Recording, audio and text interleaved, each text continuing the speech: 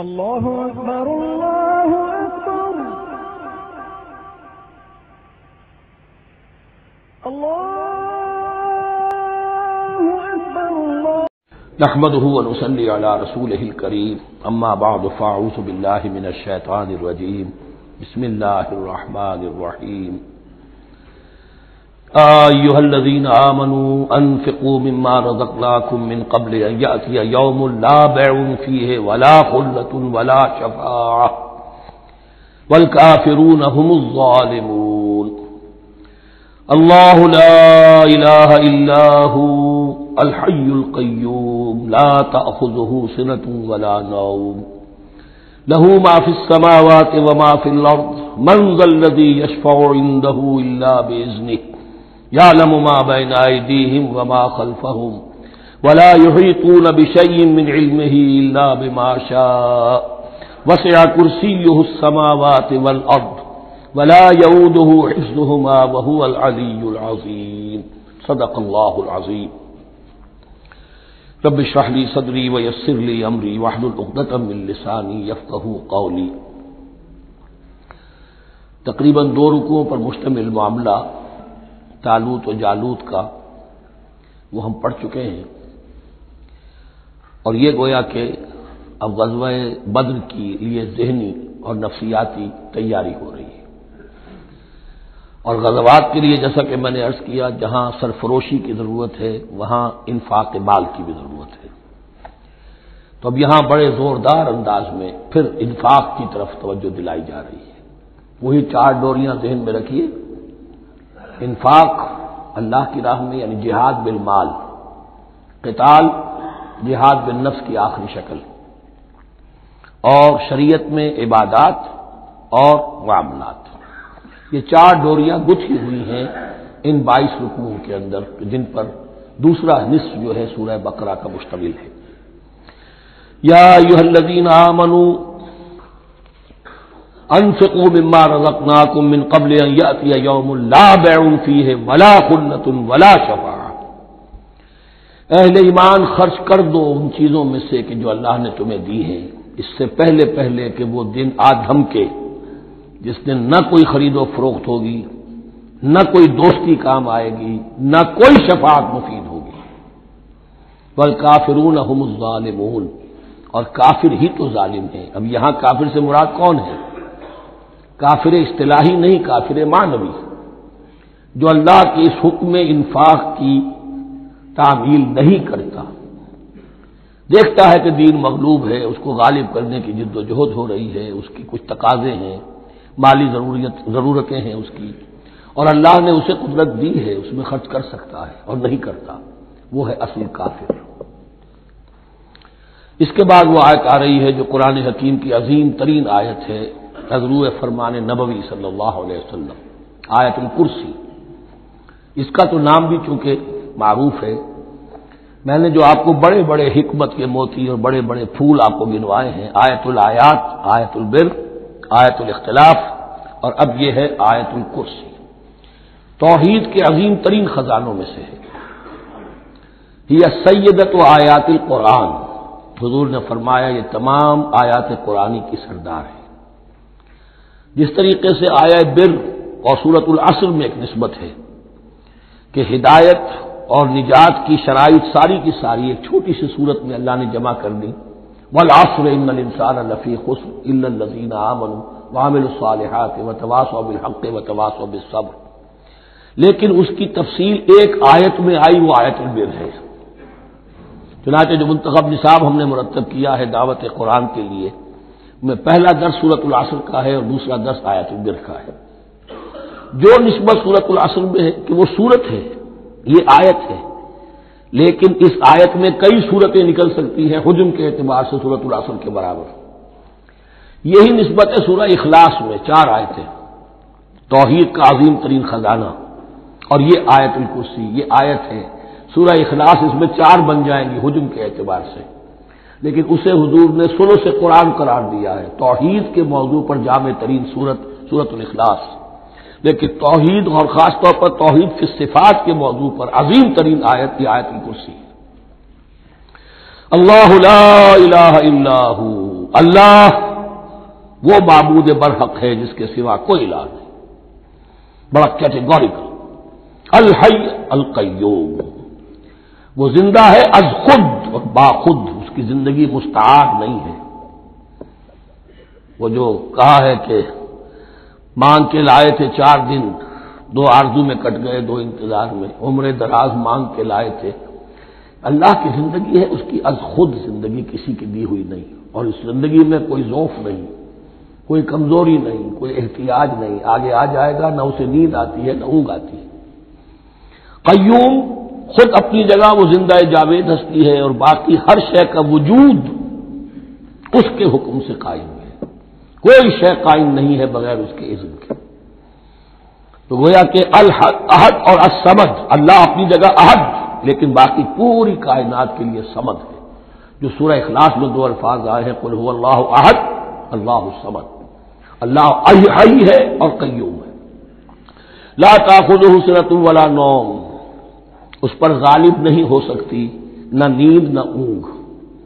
لہو ما فی السماوات و ما فی الارض، آسمانوں اور زمین میں جو کچھ ہے اسی کا ہے. ملکیت تامہ، ملکیت حقیقی اس کی ہے. من ذا الذی یشفع عندہ الا باذنہ، کون ہے وہ جو شفاعت کر سکے اس کے پاس مگر اس کی اجازت سے. اب یہ مقام آیا ہے سورہ بقرہ میں پہلی مرتبہ. 3 مرتبہ کیٹیگوریکل ڈینائل کے بعد کوئی شفاعت نہیں، کوئی شفاعت نہیں، کوئی شفاعت نہیں. یہاں بھی جو انداز ہے بہت ہی جلالی انداز ہے. منظر نبی، کس کی یہ حیثیت ہے، کس کا یہ مقام ہے، کس کو یہ زور حاصل ہے کہ وہ اپنے اختیار کے بل پر، جو اپنی حیثیت کی بنیاد پر شفاعت کر سکے. ہاں، جس کے لیے اللہ اجازت دے دے. استثناء کے ساتھ شفاعت کا یہاں پر پہلی مرتبہ آیا. ورنہ سورہ بقرہ کے 6 رکوع کی دوسری آیت، وَاتَّقُوا يَوْمًا لَا تَجْزِي نَفْسٌ عَن نَفْسٍ شَيْئًا وَلَا يُقْبَلُ مِنْهَا شَفَاعَةٌ وَلَا يُؤْخَذُ مِنْهَا عَدْلٌ وَلَا هُمْ يُنصَرُونَ. 15 رکوع کی دوسری آیت، وَاتَّقُوا يَوْمًا لَا تَجْزِي نَفْسٌ عَن نَفْسٍ شَيْئًا وَلَا يُقْبَلُ مِنْهَا عَدْلٌ وَلَا تَنفَعُهَا شَفَاعَةٌ وَلَا هُمْ يُنصَرُونَ. اور اب اس سے پہلے کی آیت میں آ چکا ہے وَلَا شَفَاعَةٌ، کوئی شفاعت مفید نہیں ہوگی. لیکن یہ اس میں ایک استثناء ہے. اب یہ ذرا باریک مسئلہ ہے کہ شفاعت حقہ کیا ہے، شفاعت باطلہ کیا ہے. تو دورہ ترجمہ قرآن میں اتنی تفاصیل کے ساتھ بحث نہیں کی جا سکتی، وہ ایک علیحدہ موضوع ہے. حال ہی میں نے اس پر اپنے درس ریکارڈ کرا دیے ہیں.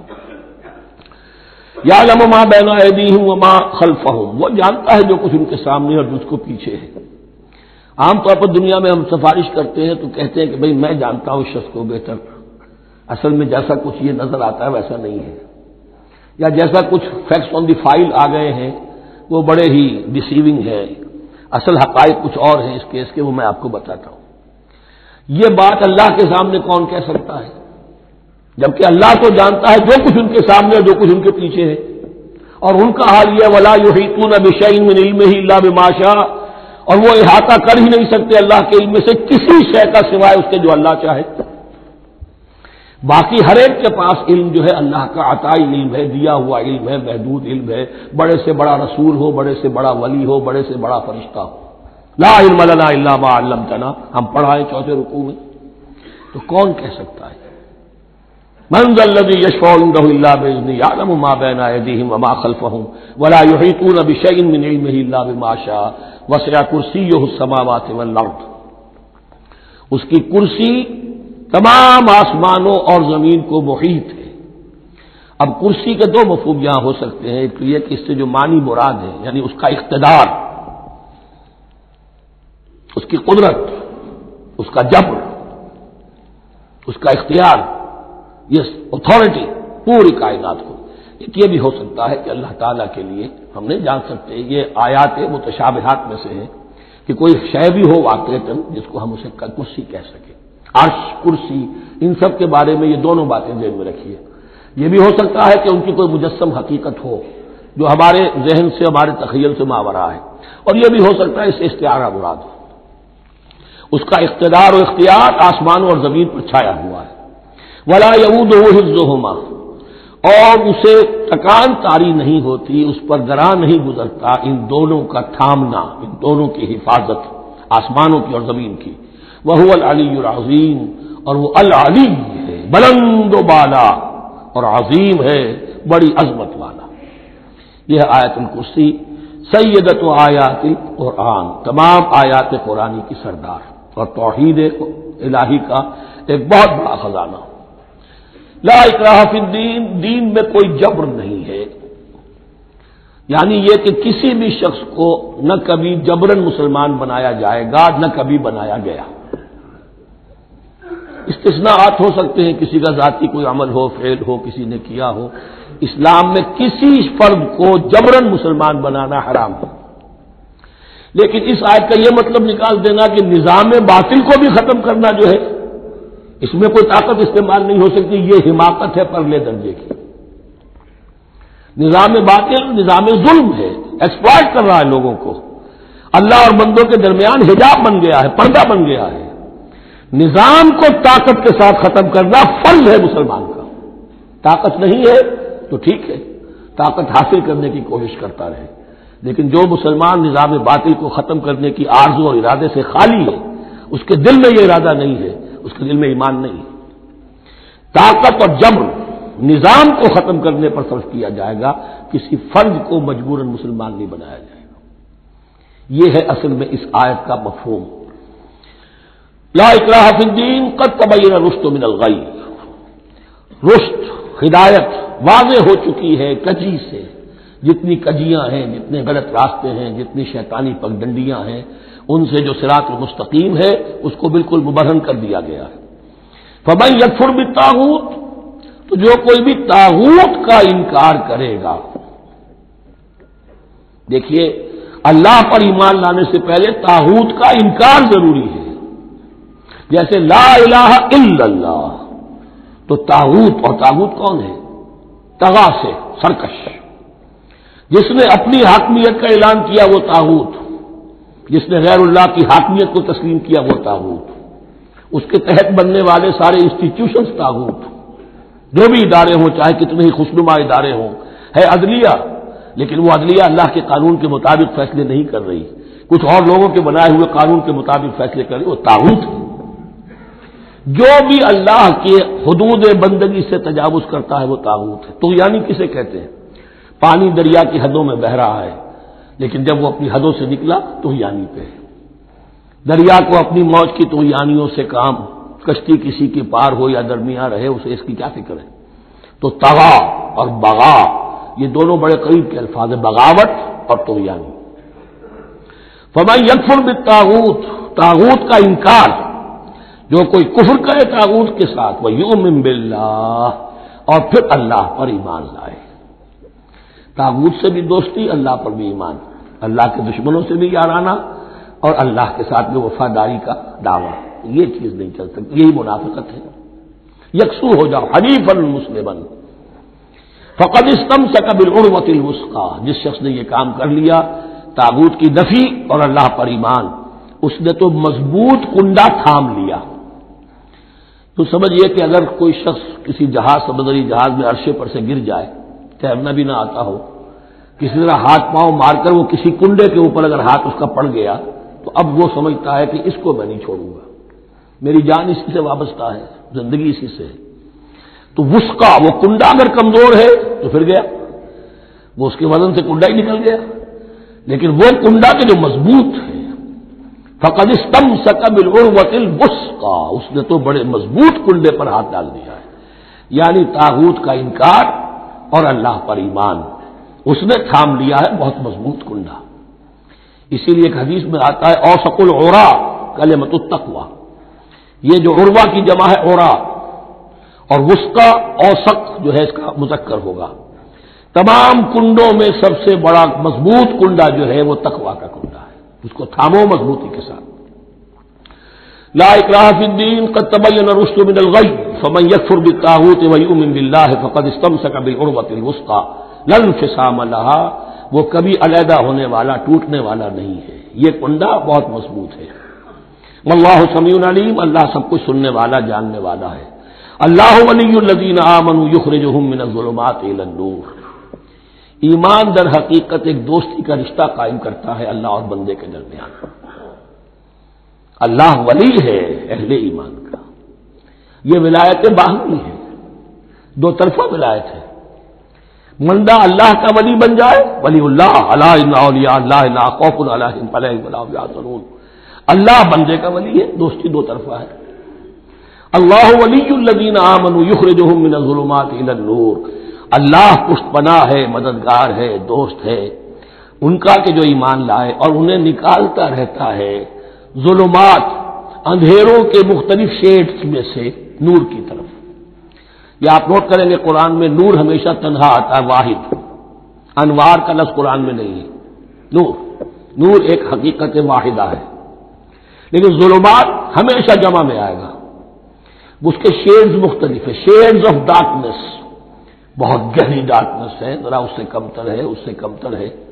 تو جتنے بھی شیڈز ہیں، کفر کا ہے، شرک کا ہے، الحاد کا ہے، مادہ پرستی کا ہے، ایگنوسٹسزم کا ہے، لا ادریت کا ہے، جتنے بھی فلسفے غلط ہیں، جتنے بھی نظریات غلط ہیں، جتنے بھی عمل کی غلط راہیں ہیں، ان سب کے اندھیاروں سے نکال کر اللہ تعالیٰ اہل ایمان کو ایمان کی روشنی کے اندر لاتا رہتا ہے. والذین کفروا اولیاءہم الطاغوت، ان کے برعکس جنہوں نے کفر کیا ان کے پشت پناہ اور ساتھی اور مددگار ہیں اب طاغوت.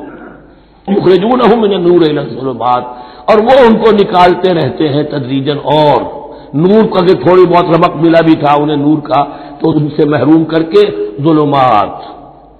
یخرجونہم من النور الی الظلمات، نور سے ظلمات کی طرف نکالتے رہتے ہیں. اولئک اصحاب النار هم فیہا خالدون، وہ ہیں آگ والے، اس میں ہمیشہ ہمیشہ رہیں گے. اللہم اجعلنا من عبادک المؤمنین، اللہم اخرجنا من الظلمات الی النور، آمین یا رب العالمین. اب اس کے بعد یہ بڑی عظیم آیت جو آئی ہے توحید کی، اور اس کے بعد یہ بھی اپنی جگہ بڑی عظیم آیات ہیں حکمت اور فلسفہ دین کے اعتبار سے. اس کے بعد کچھ واقعات دیے جا رہے ہیں. حضرت ابراہیم علیہ السلام کی زندگی کا ایک واقعہ اور حضرت عزیر علیہ السلام کی زندگی کا واقعہ. الم تر الی الذی حاج ابراہیم فی ربہ ان آتاہ اللہ الملک، کیا تم نے دیکھا اس شخص کو جس نے کہ محاجہ کیا تھا، مناظرہ کیا تھا، حجت بازی کی تھی ابراہیم سے، اس وجہ سے کہ اللہ نے اسے بادشاہی دی ہوئی تھی. نمرود، یہ ذہن میں رکھیے کہ نمرود اصل میں لقب تھا، کسی کا نام نہیں تھا. جیسے فرعون مصر کے بادشاہوں کا لقب ہے. فرعونہ، نماردہ جو ہے یہ عراق کے بادشاہ تھے، بیبیلونیا. تو حضرت ابراہیم کی پیدائش بھی شہر ار میں ہوئی تھی کہ جو بیبیلونیا کا ایک شہر تھا عراق کا، اور وہاں بادشاہت تھی نمرود کی.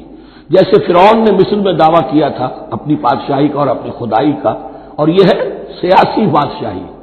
یہ نہیں کہ ہم نے دنیا پیدا کی ہے، مطلب یہ اختیار مطلق ہمارے ہاتھ میں ہے. ہم جس چیز کو چاہے غلط قرار دے دیں، جس چیز کو چاہے صحیح قرار دے دیں. یہی ہے اصل میں خدائی اختیار ہاتھ میں لے لیا. اللہ کا حق ہے تحریر و تحریم، کسی شے کو حلال کرنا، کسی کو حرام قرار دینا، اختیار واحد اللہ کے ہاتھ میں ہے. جس شخص نے بھی اپنے ذمے لے لیا، قانون سازی کا اختیار لے لیا، اللہ کے قانون سے آزاد ہو کر، وہی طاغوت ہے، وہی شیطان ہے، وہی نمرود ہے، وہی فرعون ہے. تو اس نے وہ نمرود نے کہا، محاجہ کیا، اس قال ابراہیم ربی الذی یحیی و یمیت، میرا رب تو وہ ہے جو زندہ کرتا ہے اور مارتا ہے. قال انا احیی و امیت، انہوں نے کہا میں بھی کر سکتا ہوں. اس نے جیل سے 2 قیدی منگوائے، دونوں کنڈیمڈ تھے، اور ایک کی گردن وہیں اڑائی اور ایک کو کہا جاؤ معاف، دیکھو میں نے جس کو چاہا زندہ رکھا اور جس کو چاہا مار دیا. حضرت ابراہیم نے دیکھا کہ یہ کٹ حجتی پر اترا ہوا ہے، تو العجب بت المسک تھا، جواب ایسا دیا جانا چاہیے کہ جو اس کو چپ کر دے. قال ابراہیم فإن اللہ یاتی بالشمس من المشرق فأت بها من المغرب. حضرت ابراہیم نے فرمایا اللہ تو سورج کو نکالتا ہے مشرق سے، اگر تو خدائی کا مدعی ہے تو نکال کے دکھا اسے مغرب سے. فبہت الذی کفر، تو مبہوت ہو کر رہ گیا وہ کافر. اب اس کے پاس کوئی جواب نہیں تھا. واللہ لا یہدی القوم الظالمین، اور اللہ ظالموں کو ہدایت نہیں دیا کرتا. ہدایت تو نہیں ہوئی، چپ ہو گیا. لیکن چپ کیا ہوا؟ اس کے بعد تو فیصلہ ہوا کہ انہیں آگ میں جھونک دیا جائے. او کالذی مر علی قریۃ وہی خاویۃ علی عروشہا، یا پھر اس شخص کے واقعے کو ذرا یاد کرو، کیا تم نے نہیں دیکھا کہ جس کا گزر ہوا ایک بستی پر اور وہ اوندھی پڑی ہوئی تھی اپنی چھتوں پر. اگرچہ مختلف تفاسیر میں مختلف آپ کو شاید اس کی تعبیرات ملے. یہ اصل میں ہوا ہے کہ جب نمرود جس کا نام تھا بخت نصر، نیبوکیڈنیزر، اس نے 586 قبل مسیح میں، حضرت مسیح سے 586 قبل، اس نے حملہ کیا فلسطین پر. دیکھیے عراق اور فلسطین کی، اسرائیل کی اور عراق کی اس وقت بھی سب سے بڑی دشمنی ہے آپس میں. وہی دشمنی جو ہے 2500 سال پرانی بھی ہے. اس نے وہ نمرود بابل، نیبوکیڈنیزر جس کا نام تھا، اس نے حملہ کیا. 12 لاکھ کی آبادی تھی، 6 لاکھ کو قتل کیا اور 6 لاکھ کو بھیڑوں بکریوں کی طرح ہانکتا ہوا قیدی بنا کر لے گیا. 150 برس تک کیپٹیوٹی میں رہے ہیں یہ، اور یروشلم اجڑا رہا ہے. کوئی نفس نہیں، کوئی متنفس نہیں تھا، کوئی انسان نہیں، کوئی 2 اینٹیں سلامت نہیں چھوڑی. اسی وقت وہ ہیکل سلیمانی جو ہے وہ شہید کیا گیا، اور ان کے کہنے کے مطابق اس کے ایک تہخانے میں وہ تابوت سکینہ بھی تھا جہاں ربائی ان کے موجود تھے، اور وہ ربائی بھی وہیں پر ان کی موت واقع ہوئی اور تابوت سکینہ بھی ہے، اگر ان کا قول صحیح ہے. تو جس زمانے میں یہ اجڑی ہوئی بستی تھی، حضرت عزیر علیہ السلام کا گزر ہوا. انہوں نے دیکھا کوئی متنفس نہیں، تو انہوں نے کیا کہا؟ قال انا یحیی هذه الله بعد موتها، اللہ اس بستی کو اس کے اس طرح مردہ اور برباد ہو جانے کے بعد کیسے زندہ کرے گا؟ اب اس میں کیسے احیاء ہو سکتا ہے؟ دوبارہ کیسے اس میں لوگ آ کر آباد ہو سکتے ہیں؟ اتنی بڑی بربادی، اتنی تباہی، کوئی متنفس نہیں، کوئی 2 اینٹیں سلامت نہیں. فاماتہ اللہ 100 عام ثم بعثہ، تو اللہ نے اس پر موت وارد کر دی 100 برس کے لیے، اور پھر انہیں اٹھایا. قال کم لبثت، سوال کیا کتنے عرصے رہے ہو یہاں؟ حضرت عزیر جو ہیں، کیونکہ جو رینائسنس ہوا ہے تاریخ بنی اسرائیل میں، اس کے نقیب، اس کے اصل جو بنیاد ہے وہ یہ ہے. انہوں نے پھر اصلاح کی، جو زوال ان میں آیا تھا اخلاقی اور دینی، پھر یہ اٹھے کمر کس کر جب اللہ تعالیٰ نے یہ مشاہدات کرا دیے، اور پھر جا کر وہاں تبلیغ کی اور دعوت کی دی، اور وہ ان یہودیوں کے اندر جو کیپٹیوٹی میں تھے انہیں پھر اصل دین کی تعلیم دی، روح دین کو زندہ کیا. تو گویا کہ وہاں سے پھر ان کا احیاء ہوا ہے. کب لبثت، کتنے عرصے رہے ہوگے؟ تو قال لبثت یوما و بعض یوم، اب اس کو ایسے محسوس ہوا جیسے سویا تھا تھوڑی دیر کے لیے، میں 1 دن رہا ہوں یا دن کا کچھ حصہ. قال بل لبثت 100 عام، نہیں، اللہ نے فرمایا نہیں، تم 100 سال رہے ہو. فانظر الی طعامک و شرابک لم یتسنہ، تو ذرا اپنے کھانے اور جو مشروب تمہارے ساتھ تھا سفر میں، ذرا اس کو دیکھو، ان کے اندر کوئی بسان پیدا نہیں ہوئی، سڑے نہیں ہیں، ان کے اندر کوئی خرابی پیدا نہیں ہوئی. وانظر الی حمارک، آپ دوسری طرف اپنے گدھے کو دیکھو جو تمہاری سواری کا گدھا تھا. وَلَنَجْعَلَكَ آیَةً لِلنَّاسِ، وہ بالکل ختم ہو چکا تھا، اس کی ہڈیاں ہی رہ گئی تھی، گوشت گل چکا تھا، کچھ نہیں تھا. 100 برس. وانظر الی حمارک وَلِنَجْعَلَكَ آیَةً لِلنَّاسِ، اور ہمیں تو بنانا ہے تجھے ایک نشانی لوگوں کے لیے، یعنی خود اے عزیر تمہیں ایک نشانی بنانا ہے، اور تمہیں نشانی بنانے کے لیے یہ نشانی ہم تمہیں دکھا رہے ہیں تاکہ یقین جو ہے، یقین کامل تمہارے اندر پیدا ہو جائے. وانظر الی حمارک ولنجعلک آیۃ للناس وانظر الی العظام، اب دیکھو ان ہڈیوں کو، کیف ننشزھا، کیسے ہم انہیں اٹھاتے ہیں، ابھارتے ہیں. وہ ہڈیاں خود ابری اور جڑ کر کھڑی ہو گئی. ثم نکسوھا لحما، پھر دیکھو تمہاری نگاہوں کے سامنے اس کو گوشت پہناتے ہیں. فلما تبین لہ، جب یہ سب اس کے سامنے واضح ہو گئی بات، مشاہدہ بھی کر لیا، قال اعلم ان اللہ علی کل شیء قدیر، ان کا میں نے پوری طرح جان لیا، مجھے پورا یقین قابل حاصل ہو گیا کہ اللہ ہر شے پر قادر ہے. یعنی وہ اس اجڑی ہوئی بستی کو بھی دوبارہ آباد کر سکتا ہے. جو میں نے سمجھا تھا کہ اب یہ کیسے آباد ہوگی، یہ بات نہیں ہے، یہ آبادی اللہ تعالیٰ کے اختیار میں. چنانچہ اس کے بعد ہوا، اس لیے کہ اس کے بعد واقعہ تو یہ ہوا کہ جو ایران کا بادشاہ تھا کیخورس یا سائرس ذو، جن کو کہ قرآن مجید القرنین کہتا ہے، جن کا تذکرہ سورہ کہف میں آئے گا. پھر آپ کو معلوم ہے کہ یہ پیلسٹائن، ادھر عراق کے بعد ایران، دشمنیاں تو تھی. کیخورس نے حملہ کیا بابل پر، عراق پر، اور دشمن کا دشمن دوست ہوتا ہے، تو یہودیوں کو اجازت دے دی، کیپٹیوٹی سے اجازت دے دی، جاؤ تم واپس جاؤ، اپنا شہر دوبارہ بناؤ. چنانچہ وہ گئے، اور پھر انہوں نے جا کر وہاں پر 136 سالوں میں ان کی دوبارہ جو ہے یہ بستی بسی اور پھر یروشلم کو انہوں نے آباد کیا اور پھر انہوں نے وہاں ہیکل سلیمانی دوبارہ بنایا جس کو وہ سیکنڈ ٹیمپل کہتے ہیں۔ وہ سن 70 عیسوی میں ٹائٹس رومن جنرل کے ہاتھوں تباہ ہوا تھا جو اب تک تباہ ہوا پڑا ہے۔ 1927 برس سے ان کا کعبہ زمین بوس ہے، یہ نوٹ کر لیجئے اس بات کو۔ اسی لیے آگ لگی ہوئی ہے آج دنیا بھر کے یہودیوں کے دلوں میں۔ اب تو ہماری حکومت ہے وہاں پر، ہم اپنا یہ جو بھی کچھ یہاں پر اس احاطے میں بنا دیا گیا ہے سب کو ختم کریں گے اور اپنا ہیکل سلیمانی بنائیں گے۔ اس کے بلو پرنٹس بن چکے ہیں، نقشے بن چکے ہیں، ہر چیز تیار ہے۔ بس کسی دن کوئی ایک دھماکہ ہوگا، کوئی بم جو ہے کہیں پر پلانٹ کیا جائے گا، خبر آ جائے گی کہ کسی فینیٹک نے کہیں وہاں پر جا کر رکھ دیا، جیسے ایک فینیٹک گیا تھا مسجد الخلیل میں اور 70 مسلمانوں کو شہید کر کے خود بھی اس نے خودکشی کر لی تھی، اور ڈاکٹر تھا، امریکن ڈاکٹر گولڈسٹین۔ اسی طریقے کا کوئی فینیٹک جائے گا اور وہ اس کو گرا دے گا، پھر کہیں گے جب یہ گر ہی گیا ہے، جیسے مسجد ایودھیا کا معاملہ ہے، اب گر گئی ہے تو بھائی ہمیں رام مندر بنانے دو، کاہے کو تم اب یہ مسجد کاہے کو بناتے ہو، وہ ہوگا۔ اور یہ میں سمجھتا ہوں کہ چند ہفتوں کی، یہ چند مہینوں کی بات ہے، یہ ہونے والا ہے فوراً۔ بہرحال یہ تو ہو گیا حضرت عزیر کا قصہ۔ اب اسی طرح کا ایک معاملہ حضرت ابراہیم کا مشاہدہ ہے۔ وَإِذْ قَالَ إِبْرَاهِيمُ رَبِّ أَرِنِي كَيْفَ تُحْيِي الْمَوْتَىٰ، اور یاد کرو جب کہ ابراہیم نے بھی کہا تھا پروردگار ذرا مجھے دکھا دے، مشاہدہ کرا دے تو مردوں کو کیسے زندہ کرے گا۔ قَالَ أَوَلَمْ تُؤْمِنْ، اللہ تعالیٰ کا سوال جو ہے بہت تیکھا ہے، تو کیا تم ایمان نہیں رکھتے؟ قَالَ بَلَىٰ، ایمان تو میرا ہے، میں مانتا ہوں ایمان ہے، وَلَٰكِن لِيَطْمَئِنَّ قَلْبِي، پورا دل کا اطمینان چاہتا ہوں، پورا یقین ہو جائے۔ اور یہ انبیاء کا معاملہ ہے، سب کا ہے۔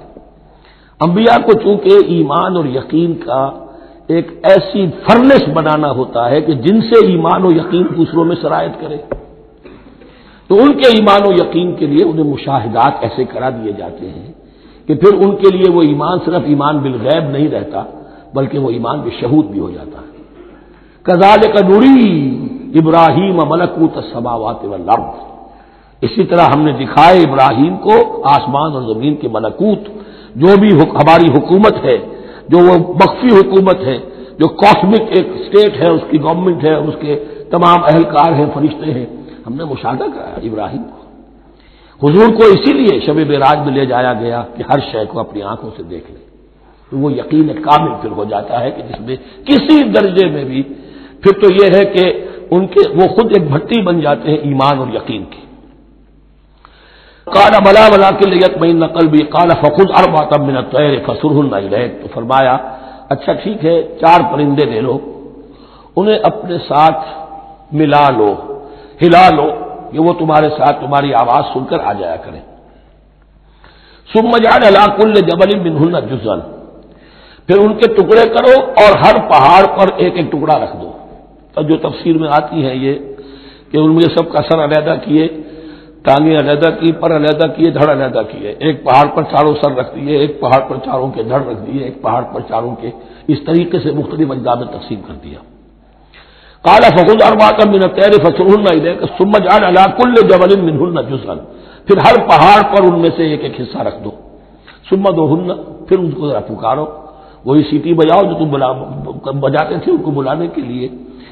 ثم ادعوهن یاتینک سایہ، وہ دوڑتے ہوئے آ جائیں گے۔ وَاعْلَمْ أَنَّ اللَّهَ عَزِیزٌ حَکِیمٌ، اور جان لو اس بات کو یقین کے ساتھ کہ اللہ تعالیٰ زبردست ہے، کمال حکمت والا۔ اب 2 رکوع آ رہے ہیں انفاق فی سبیل اللہ پر، اور یہ قرآن مجید کا ذروہ سنام ہے انفاق کے موضوع پر۔ لیکن ان کو پڑھنے سے پہلے نوٹ کر لیجئے کہ اللہ کی رضا جوئی کے لیے اپنا مال خرچ کرنا جو ہے، اس کے لیے دین میں کئی اصطلاحات ہیں۔ کھانا کھلانا، یطعمون الطعام علی حبہ مسکینا ویتیما واسیرا، آتى المال علی حبہ ذوی القربى والیتامى، ایتاء مال، اعطاء، پھر اس سے آگے آتا ہے صدقہ، زکوٰۃ، انفاق، قرض حسنہ۔ یہ 5-6 ٹرمز ہیں، لیکن ان ٹرمز کے اندر ایک تقسیم ذہن میں رکھیے کہ 2 مدیں ہیں بڑی بڑی اللہ تعالیٰ کی رضا جوئی کے لیے مال خرچ کرنے کی۔ ایک مد ہے غربا، یتاما، مساکین، محتاج، بیوائیں، ان کے لیے، یعنی ابنائے نو میں سے، یہ آپ کے معاشرے کے اجزاء ہیں، آپ کے بھائی بند ہیں، آپ کے رشتہ دار ہیں، آپ کے اعزا و اقربا ہیں، ان کے لیے خرچ کرنا تو یہ بھی اللہ کو بہت پسند ہے، اس کا اجر ملے گا، یہ بھی گویا کہ اللہ تعالیٰ ہی کے لیے آپ نے خرچ کیا۔ ایک عین اللہ کے دین کے لیے خرچ کرنا، انفاق کا لفظ اس کے لیے ہے، اور قرض حسنہ اس کے لیے، انفاق کے مال، انفاق فی سبیل اللہ، اللہ کی راہ میں خرچ کرنا، اللہ کے دین کی دعوت کو عام کرنا، اللہ کی کتاب کے پیغام کو عام کرنا، اللہ کے دین کی دعوت کو اس طرح ابھارنا کہ باطل کے ساتھ زور آزمائی کرنے والی ایک طاقت پیدا ہو جائے، ایک جماعت وجود میں آئے، اس کے لیے اساز و سامان فراہم کرنا تاکہ دین کے غلبے کی ہر مرحلے کے جو تقاضے اور ضرورتیں وہ پوری ہو سکیں۔ تو جو اس کام میں صرف ہوگا وہ ہے انفاق فی سبیل اللہ یا اللہ کے ذمے قرض حسنہ۔ تو یہاں اصل میں اس کی بات ہو رہی ہے انفاق کی۔ مثل الذین ينفقون اموالهم فی سبیل اللہ ہے، مثال ان کی جو اپنے مال خرچ کرتے ہیں اللہ کی راہ میں۔ عام طور پر یہ فی سبیل اللہ جو ہے وہ سبیل پانی کی بنا دی، وہ بھی سبیل ہے، ٹھیک ہے، وہ بھی سبیل تو ہے، نیکی کا وہ بھی راستہ ہے، سبیل اللہ ہے، لیکن یہ کہ فی سبیل اللہ خرچ جو ہے اس کا بالکل مفہوم اور ہے، وہ صدقہ ہے، خیرات ہے، زکوٰۃ بھی اصلاً جو ہے وہ غریبوں کا حق ہے، لیکن اس میں بھی ایک مد سبیل اللہ کی رکھی ہوئی ہے۔ اگر تو آپ کے قریب اعزاء و اقارب ہیں، غربا ہے، تو ان کا حق فائق ہے، پہلے ان کو دیجیے، ورنہ پھر یہ ہے کہ اس میں سے جو بھی ہے وہ دین کے کام کے لیے، جب دین یتیمی کی حالت کو آ گیا ہو تو سب سے بڑا یتیم تو دین ہے، آج کے وقت سب سے بڑا یتیم دین ہے۔ بہرحال فی سبیل اللہ انفاق، مثل الذین ينفقون اموالهم فی سبیل اللہ کمثل حبۃ انبتت سبع سنابل فی کل سنبلۃ مئۃ حبہ، مثال ان کی جو اللہ کی راہ میں خرچ کرتے ہیں اللہ کے دین کے لیے، ایسے ہے جیسے ایک دانہ کہ اس سے 7 سنبلیں پیدا ہوئی، 7 خوشیں، 7 بالیاں، یہ 7 سٹے۔ باجرے کا سٹا ہوگا کتنے دانے ہوتے ہیں اس میں؟ مکئی کا سٹا ہے اس میں کتنے دانے ہیں؟ فی کل سنبلۃ مئۃ حبہ، اس میں 100 دانے موجود ہیں ہر ایک میں، تو ایک دانے سے 700 دانے وجود میں آ گئے۔ اسی طریقے سے اللہ تعالیٰ جو بھی اس کے دین کے لیے مال خرچ کرے گا اس کے مال میں اضافہ کرے گا، اللہ تعالیٰ ان کو جزا دے گا اور اس کو بڑھاتا رہے گا اپنے ہاں۔ واللہ یضاعف لمن یشاء، اور یہ تو تمہیں تمثیلاً بتایا ہے، اللہ اس سے بھی دگنا کرے گا جس کو چاہے گا، صرف 700 گنا نہیں، اور جتنا چاہے گا بڑھائے گا۔ واللہ واسع علیم، اللہ کے خزانوں میں کوئی کمی نہیں ہے، بڑی وسعت والا ہے اللہ، بہت سمائی والا ہے اور وہ سب کچھ جاننے والا ہے۔ الذین ينفقون اموالهم فی سبیل اللہ، پھر جو لوگ کہ اپنا مال خرچ کرتے ہیں اللہ کی راہ میں، ثم لا يتبعون ما انفقوا منا ولا اذى، پھر جو کچھ وہ خرچ کرتے ہیں اس کے بعد نہ تو تکلیف پہنچاتے ہیں نہ احسان جتاتے ہیں۔ دیکھیے جی میں نے اس وقت اتنا چندہ دیا تھا، معلوم ہوا کہ میرا حق جو ہے وہ زیادہ ہے، پھر میری بات مانی جانی چاہیے۔ ہم چندے زیادہ دیتے ہیں تو بات بھی تو ہماری چلنی چاہیے۔ یا اگر کسی جو کارکن کو دیا ہے جو اللہ کے دین کے لیے کام کر رہا ہے، یہ بھی ان 2 رکوعوں کے آخر میں بات واضح ہو جائے گی۔ کوئی شخص اللہ کے دین کے کام میں لگا ہوا، آپ اس کو ساتھ تعاون کر رہے ہیں تاکہ وہ اپنی معاش کے اوپر اپنا وقت نہ لگائے، اپنا پورا وقت جو ہے وہ دین کی خدمت میں لگائے، لیکن اب اگر کہیں آپ نے اس کو جتا بھی دیا، اس پر احسان بھی رکھ دیا، کوئی تکلیف دہ کلمہ کہہ دیا، تو جو آپ کا اجر و ثواب تھا وہ 0 ہو جائے گا۔ الذین ينفقون اموالهم فی سبیل اللہ ثم لا یتبعون ما انفقوا منا ولا اذى، جو انفاق کرتے ہیں اس کے بعد اس کے پیچھے نہ تو جتلاتے ہیں نہ کوئی اور تکلیف پہنچاتے ہیں، لہم اجرہم عند ربہم ولا خوف علیہم ولا هم یحزنون، ان کا اجر ان کے رب کے پاس محفوظ ہے اور ان کے لیے مغفرت ہے، ولا خوف علیہم ولا هم یحزنون، ان کے اوپر نہ کوئی خوف ہوگا اور نہ کوئی حزن سے دوچار ہوں گے۔ قول معروف، بھلی بات کہنا، ومغفرہ اور درگزر کرنا، خیر بہتر ہے من صدقۃ، اس خیرات سے یتبعھا اذی، جس کے بعد کے اذیت پہنچائی جائے۔ کوئی آپ سے فرض کیجئے کوئی ضرورت کے لیے آئی گیا ہے، کسی نے ہاتھ پھیلا دیا ہے، اگر آپ نہیں کر سکتے مدد، قول معروف، نرمی کے ساتھ جواب دے دیجئے، معذرت کر لیجئے۔ یا یہ ہے کہ اگر کسی سائی نے آپ کے ساتھ درستی کی ہے تو پھر بھی یہ ڈانٹیے نہیں، وہاں مسائل فلا تنہر، پھر بھی یہ ہے کہ مغفرت معاف کیجیے، یہ کہیں بہتر ہے اس سے کہ دے تو دیا، خیر من صدقۃ یتبعها اذى، اس کے بعد اسے دو چار جملے بھی سنوا دیے، کوئی اور سلواتیں بھی سنا دی اسے، تو اس کا کوئی فائدہ نہیں ہوا۔ واللہ غنی حلیم، اللہ تعالیٰ غنی ہے اور حلیم ہے۔ یہ کیوں کہا گیا کہ تم اگر کسی کو دے رہے ہو تو اصل میں اللہ کو دے رہے ہو۔ ایک حدیث میں آتا ہے کہ اللہ تعالیٰ اپنے بندے سے شکایت کرے گا، اے میرے بندے تیرے پاس مال تھا، میں نے تجھ سے مال طلب کیا تھا، میں بھوکا تھا، میں نے تجھ سے روٹی مانگی، تو نے مجھے کھلایا نہیں۔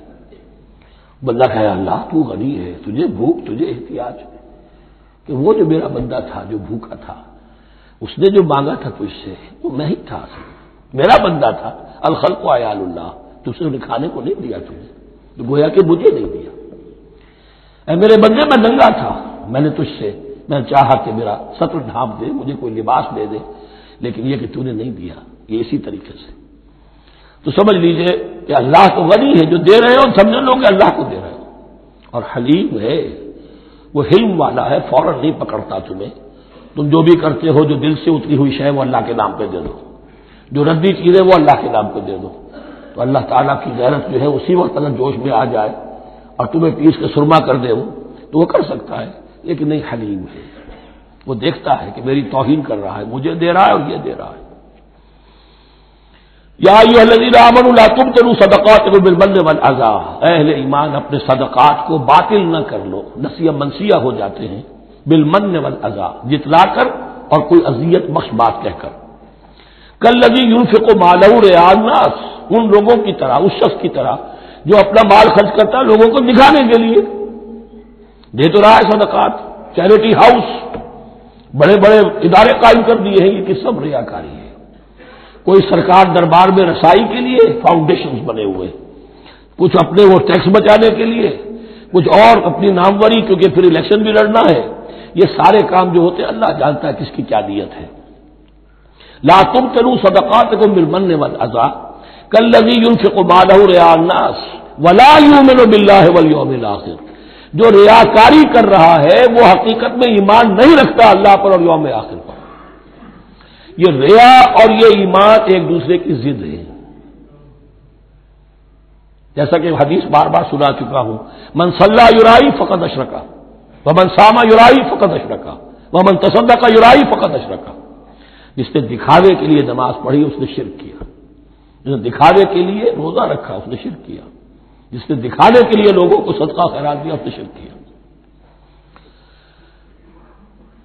ولا یؤمن باللہ والیوم الآخر فمثلہ کمثل صفوان علیہ تراب فاصابہ وابل فترکہ صلدا، تو اس کی مثال اس چٹان کی سی ہے، اس پر کچھ تھوڑا سا غبار، کچھ ریت جم گئی تھی، تو اگر کسی چٹان کے اوپر کچھ تھوڑی سی تہ آ گئی ہو مٹی کی، وہاں آپ نے کوئی بیج ڈال دیے، کوئی فصل بھی ہو گئی، فاصابہ وابل، اب آیا زوردار ایک بارش کا چھینٹا پڑا، زوردار بیج پڑا، فترکہ صلدا، وہ ساری اوپر کی تھوڑی سی تہ تھی، وہ مٹی بھی بہہ گئی اور آپ کی محنت بھی گئی، وہ آپ کا بیج بھی گیا اور آپ کی فصل بھی گئی، وہ چٹان جو ہے چٹیل چٹان وہ اندر سے نکل آئی، یعنی سب کچھ گیا۔ ریاکاری میں اس کا مطلب یہ ہے مال بھی دیا اور حاصل کچھ نہ ہوا، بیج بھی گیا، اور اللہ کے ہاں کسی اجر و ثواب کا سوال ہی نہیں۔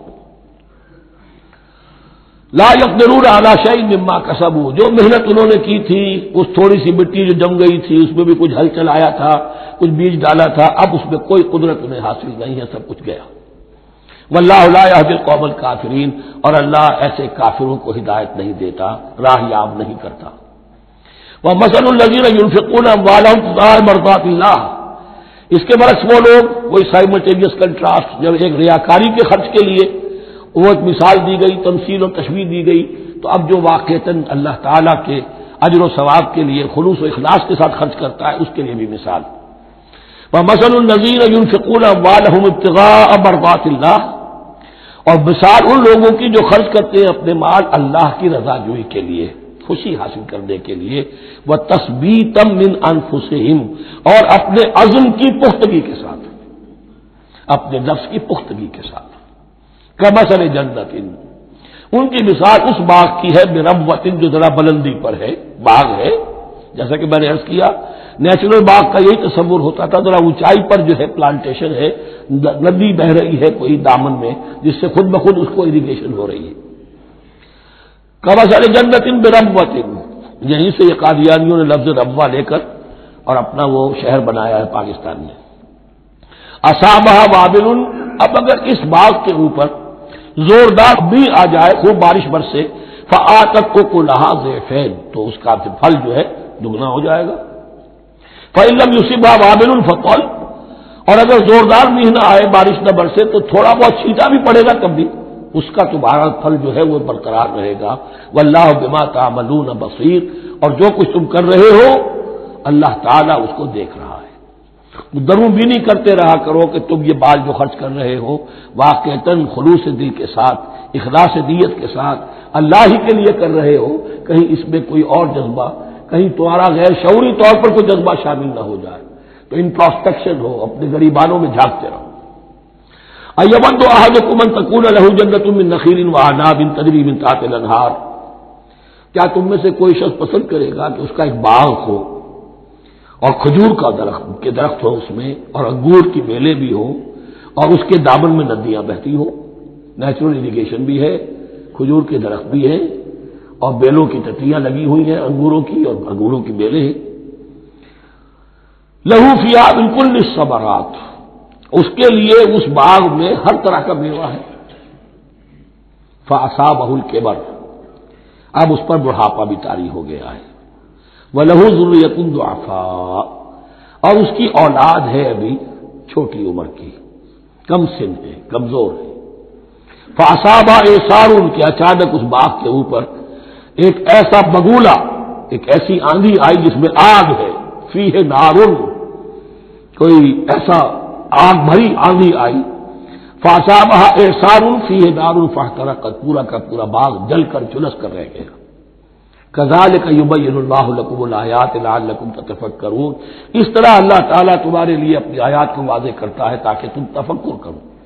یعنی ایک انسان نے ساری عمر سمجھا ہے کہ بڑی میرے نیکی کمائی ہے، میں نے یہ کیا ہے، میں نے فاؤنڈیشن بنایا، میں نے مدرسہ قائم کر دیا، میں نے یتیم خانہ بنا دیا، لیکن یہ کہ اچانک کسی وقت مانو آنکھ کھلے گی، جب آنکھ کھلی گل کی تو موسم تھا خزاں کا، معلوم ہوگا یہ تو کچھ بھی نہیں تھا، یہ تو گویا کہ ایک بگولا آیا سب کچھ جلا گیا، اس لیے کہ اس میں اخلاص تھا ہی نہیں، اس میں نیت جو ہے اس میں کھوٹ تھا، اس میں ریاکاری تھی، اس میں لوگوں کو دکھانا مقصود تھا.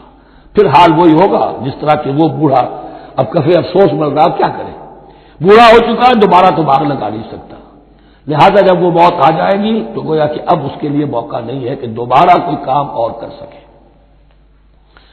یا ایھا الذین آمنوا انفقوا من طیبات ما کسبتم ومما اخرجنا لکم من الارض، اے ایمان والو خرچ کرو، اللہ کے لیے دینا ہے، اللہ کے دین کے لیے دینا ہے، اللہ کے نام پر دینا ہے. من طیبات ما کسبتم، جو چیز تم نے کمائی ہے اس کی اچھی چیز، پاکیزہ چیز، بہتر چیز. ومما اخرجنا لکم من الارض، اور جو کچھ ہم نے نکالا تمہارے لیے زمین سے. اب زمین سے ظاہر بات ہے جو بھی نباتات آ رہی ہے، چاہے وہ کوئی چراگاہ ہے تو اس کے اندر سے جو ہے وہ بھی ہریاول ہے تو اللہ نے پیدا کی ہے، کھیت کے اندر آپ نے محنت کی ہے، ہل چلایا ہے، بیج ڈالے ہیں، لیکن یہ کہ فصل کا اگانا تو آپ کے ہاتھ نہیں ہے، تو اللہ کے ہاتھ میں ہے. تو جو کچھ ہم نے نکالا ہے تمہارے لیے، وَمِمَّا أَخْرَجْنَا لَكُم مِّنَ الْأَرْضِ وَلَا تَيَمَّمُوا الْخَبِيثَ مِنْهُ، اور اس میں سے ردی مال کا ارادہ نہ کرو، تنفقون، کہ اسے خرچ کر دو. زکوٰۃ دینی ہے، عشر دینا ہے، تو جو ردی چیزیں ہیں، اب بھیڑوں بکریوں کا غلہ ہے، ان میں سے اتنی بکریاں نکالنی ہیں، اتنی بھیڑیں ہیں، تو اب جو ذرا کمزور ہیں، ناظر ہیں، بیمار ہیں، نقص والی ہے، گنتی پوری کرنی ہے نا. اسی طریقے سے عشر نکالنا ہے تو گندم کا ڈھیر لگا ہوا ہے، اس میں سے کہیں بارش پڑ گئی تھی، وہ نکال دو. ولا تیمموا، تیمم کے معنی یہاں نوٹ کر لیجئے قصد کرنے کے. ولا تیمموا الخبیث منہ، کہ اس میں سے جو ردی مال ہے، جو ناپسند ہے، اس کا قصد نہ کرو. تنفقون، کہ اسے خرچ کرو. وَلَسْتُمْ بِآخِذِیہ، اور تم ہرگز نہیں ہوگے اس کو لینے والے. ایسا بھی تو ہو سکتا ہے کہ تم محتاج ہو جاؤ اور تمہیں ضرورت پڑ جائے، پھر اگر تمہیں کوئی ایسی چیز دے گا تو تم قبول نہیں کرو گے.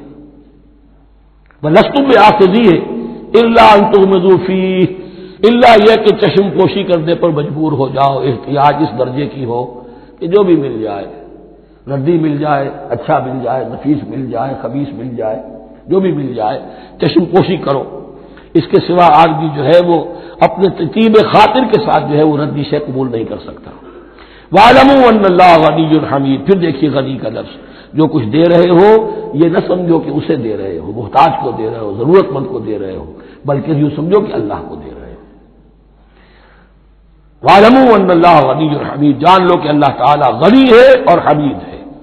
حمید یعنی اپنی ذات میں خود محمود۔ ایک کسی شے کی اچھائی یا حسن یا کمال ایسا ہوتا ہے جسے ظاہر کیا جائے، دیکھو بھائی اس میں یہ خوبصورتی ہے، اور ایک وہ خوبصورتی ہوتی ہے جو از خود ظاہر ہے۔ حاجت مشاطہ نیست صورت دلار آمرا، تو اللہ تعالیٰ اتنا ستودہ صفات ہے، اتنا محمود ہے اپنی ذات میں کہ وہ خود بخود محمود ہے، اسے کسی حمد کی حاجت نہیں ہے، از خود محمود ہے۔ الشیطان یعدکم الفقر ویامرکم بالفحشاء، دیکھو شیطان تمہیں ڈراتا ہے اور تمہیں اندیشہ دلاتا ہے فقر کا، مت خرچ کرو، رکھو، کیا پتا کیا کل کون سا وقت تم پر آ جائے۔ ویامرکم بالفحشاء، اور تمہیں حکم دیتا ہے بے حیائی کے کاموں کا۔ واللہ یعدکم مغفرۃ منہ وفضلا، اور اللہ وعدہ کر رہا ہے تم سے اپنی طرف سے مغفرت کا اور فضل کا۔ اب دیکھ لو، رخ روشن کے آگے شمع رکھ کر وہ یہ کہتے ہیں ادھر جاتا ہے دیکھیں یا ادھر پروانہ جاتا ہے۔ اب شیطان کی طرف جانا چاہتے ہو، اس کی بات ماننا چاہتے ہو، خوف رکھتے ہو کہیں ایسا نہ ہو جائے کہ فقر آ جائے مجھ پر، مجھے اپنا مال سنبھال کر رکھنا چاہیے، صحت سے رکھنا چاہیے، تو تم شیطان کی چال میں آ گئے، تم نے اس کی پیروی کی۔ اور اگر تم نے اپنا اللہ کی راہ میں خرچ کر دیا، اللہ پر اعتماد کرتے ہوئے، وہ میری ساری حاجتیں پوری کرے گا، آج کر رہا ہے کل کرے گا انشاءاللہ۔ تو یہ ہے واللہ یعدکم مغفرۃ منہ وفضلا واللہ واسع علیم، اللہ بہت وسعت والا ہے، اس کے خزانوں کی کوئی محدودیت کا تصور اپنے ذہن میں نہ رکھو، اور سب کچھ جاننے والا ہے۔ یؤتی الحکمۃ من یشاء، لیکن یہ باتیں حکمت کی ہیں، ایک ہے ظاہر ایک ہے باطن۔ باطن جو ہے وہ حکمت سے نظر آتا ہے، ظاہر تو سب کو نظر آ رہا ہے۔ کسی شے کی حقیقت کیا ہے، اہل نظر ذوق نظر خوب ہے، لیکن جو شے کی حقیقت کو نہ دیکھے وہ نظر کیا، وہ حقیقت جس پر آیا ہو جاتی وہ ہے حکیم۔ اور حکمت اصل میں نام ہے انسان کے عقل اور شعور کی پختگی کا، جب محکم ہو گئی عقل، اس کا شعور پختہ ہو گیا، استحکام اسی سے بنا ہے حکمت۔ یؤتی الحکمت، اللہ تعالیٰ یہ فہم کی پختگی، عقل کی پختگی، شعور کی پختگی، حقائق رسی، حقائق تک پہنچ جانے کی صلاحیت دیتا ہے جس کو چاہتا ہے۔ وَمَن یُؤْتَ الْحِکْمَةَ فَقَدْ أُوتِیَ خَیْرًا کَثِیرًا، اور جسے حکمت دے دی گئی اسے تو خیر کثیر عطا ہو گیا، اس سے بڑا تو خیر کوئی اور ہے ہی نہیں۔ وَمَا يَذَّكَّرُ إِلَّا أُولُو الْأَلْبَابِ، اور نہیں نصیحت حاصل کر سکتے مگر وہی لوگ جو ہوش مند ہیں، جو اولو الالباب ہیں، عقل مند ہیں۔ لیکن جو دنیا پر ریچھ گئے ہیں، جن کے سارا دلی اطمینان اسی پر ہے کہ کافی ہے، بینک بیلنس بھی ہے، یہ بھی ہے، وہ بھی ہے، اتنے سٹاکس بھی ہیں، اتنا یہ بھی ہے، اتنا ہمارا جو ہے وہ جو بیلنس شیٹ آئی ہے اس کے ایسٹس یہ ہے، اگر اسی پر سارا بھروسہ اور اطمینان ہے تو ظاہر بات ہے وہ اولو الالباب نہیں ہے۔ وَمَا أَنفَقْتُم مِّن نَّفَقَةٍ أَوْ نَذَرْتُم مِّن نَّذْرٍ، اور جو بھی کچھ تم خرچ کرتے ہو، جو بھی نفقہ، جو بھی خیرات تم دیتے ہو، اور نظر تم من نظرین، اور یا جو بھی نظر تم دیتے ہو اللہ کے نام پر، منت مانگتے ہو، فإن اللہ یعلم، اللہ تعالیٰ اس سب کو جانتا ہے۔ وما للظالمین من انصار، اور یقیناً ظالموں کے لیے کوئی مددگار نہیں ہوں گے۔ ان تبدوا الصدقات فنعما ہی، صدقات کو تو اگر تم کھل کر اعلانیہ دو تب بھی ٹھیک ہے، اور خاص طور پر زکوٰۃ کا تو معاملہ اعلانیہ ہے ہی ہے۔ ان تبدوا الصدقات، ظاہر کرو، برملا اعلانیہ دو تو بھی ٹھیک ہے، کم سے کم فقراء کا حق تو پہنچ گیا، کسی کی ضرورت تو پوری ہو گئی۔ وَإِن تُخْفُوهَا، لیکن اگر تم انہیں چھپاؤ، اب یہ ہوگا صدقات نافلہ کے لیے۔ ایک جو صدقات جو ہے کہ جو لازماً دے رہے ہیں واجبہ، ان کو تو ان کے لیے اخفاء نہیں ہے، یہ دین کی حکمت کو ذہن میں رکھیے۔ فرض عبادات اعلانیہ ادا کی جائیں گی۔ یہ وسوسہ بھی شیطان بہت سے لوگوں کے دلوں میں ڈال دیتا ہے کہ کیا 5 وقت جا کے مسجد میں نماز پڑھنی ہے، لوگوں پر اپنے تقویٰ کا روب گانٹنا چاہتے ہو، گھر میں پڑھ لیا کرو، یا داڑھی رکھو گے کیا چاہتے ہو، تم چاہتے ہو کہ لوگ تمہیں سمجھے متقی ہے تو میں اس لیے داڑھی نہیں رکھتا، ہوتا ہے وسوسہ۔ لیکن جو چیز واجب ہے وہ الگ اعلان کرو، اس کے اظہار میں کوئی رکاوٹ نہیں۔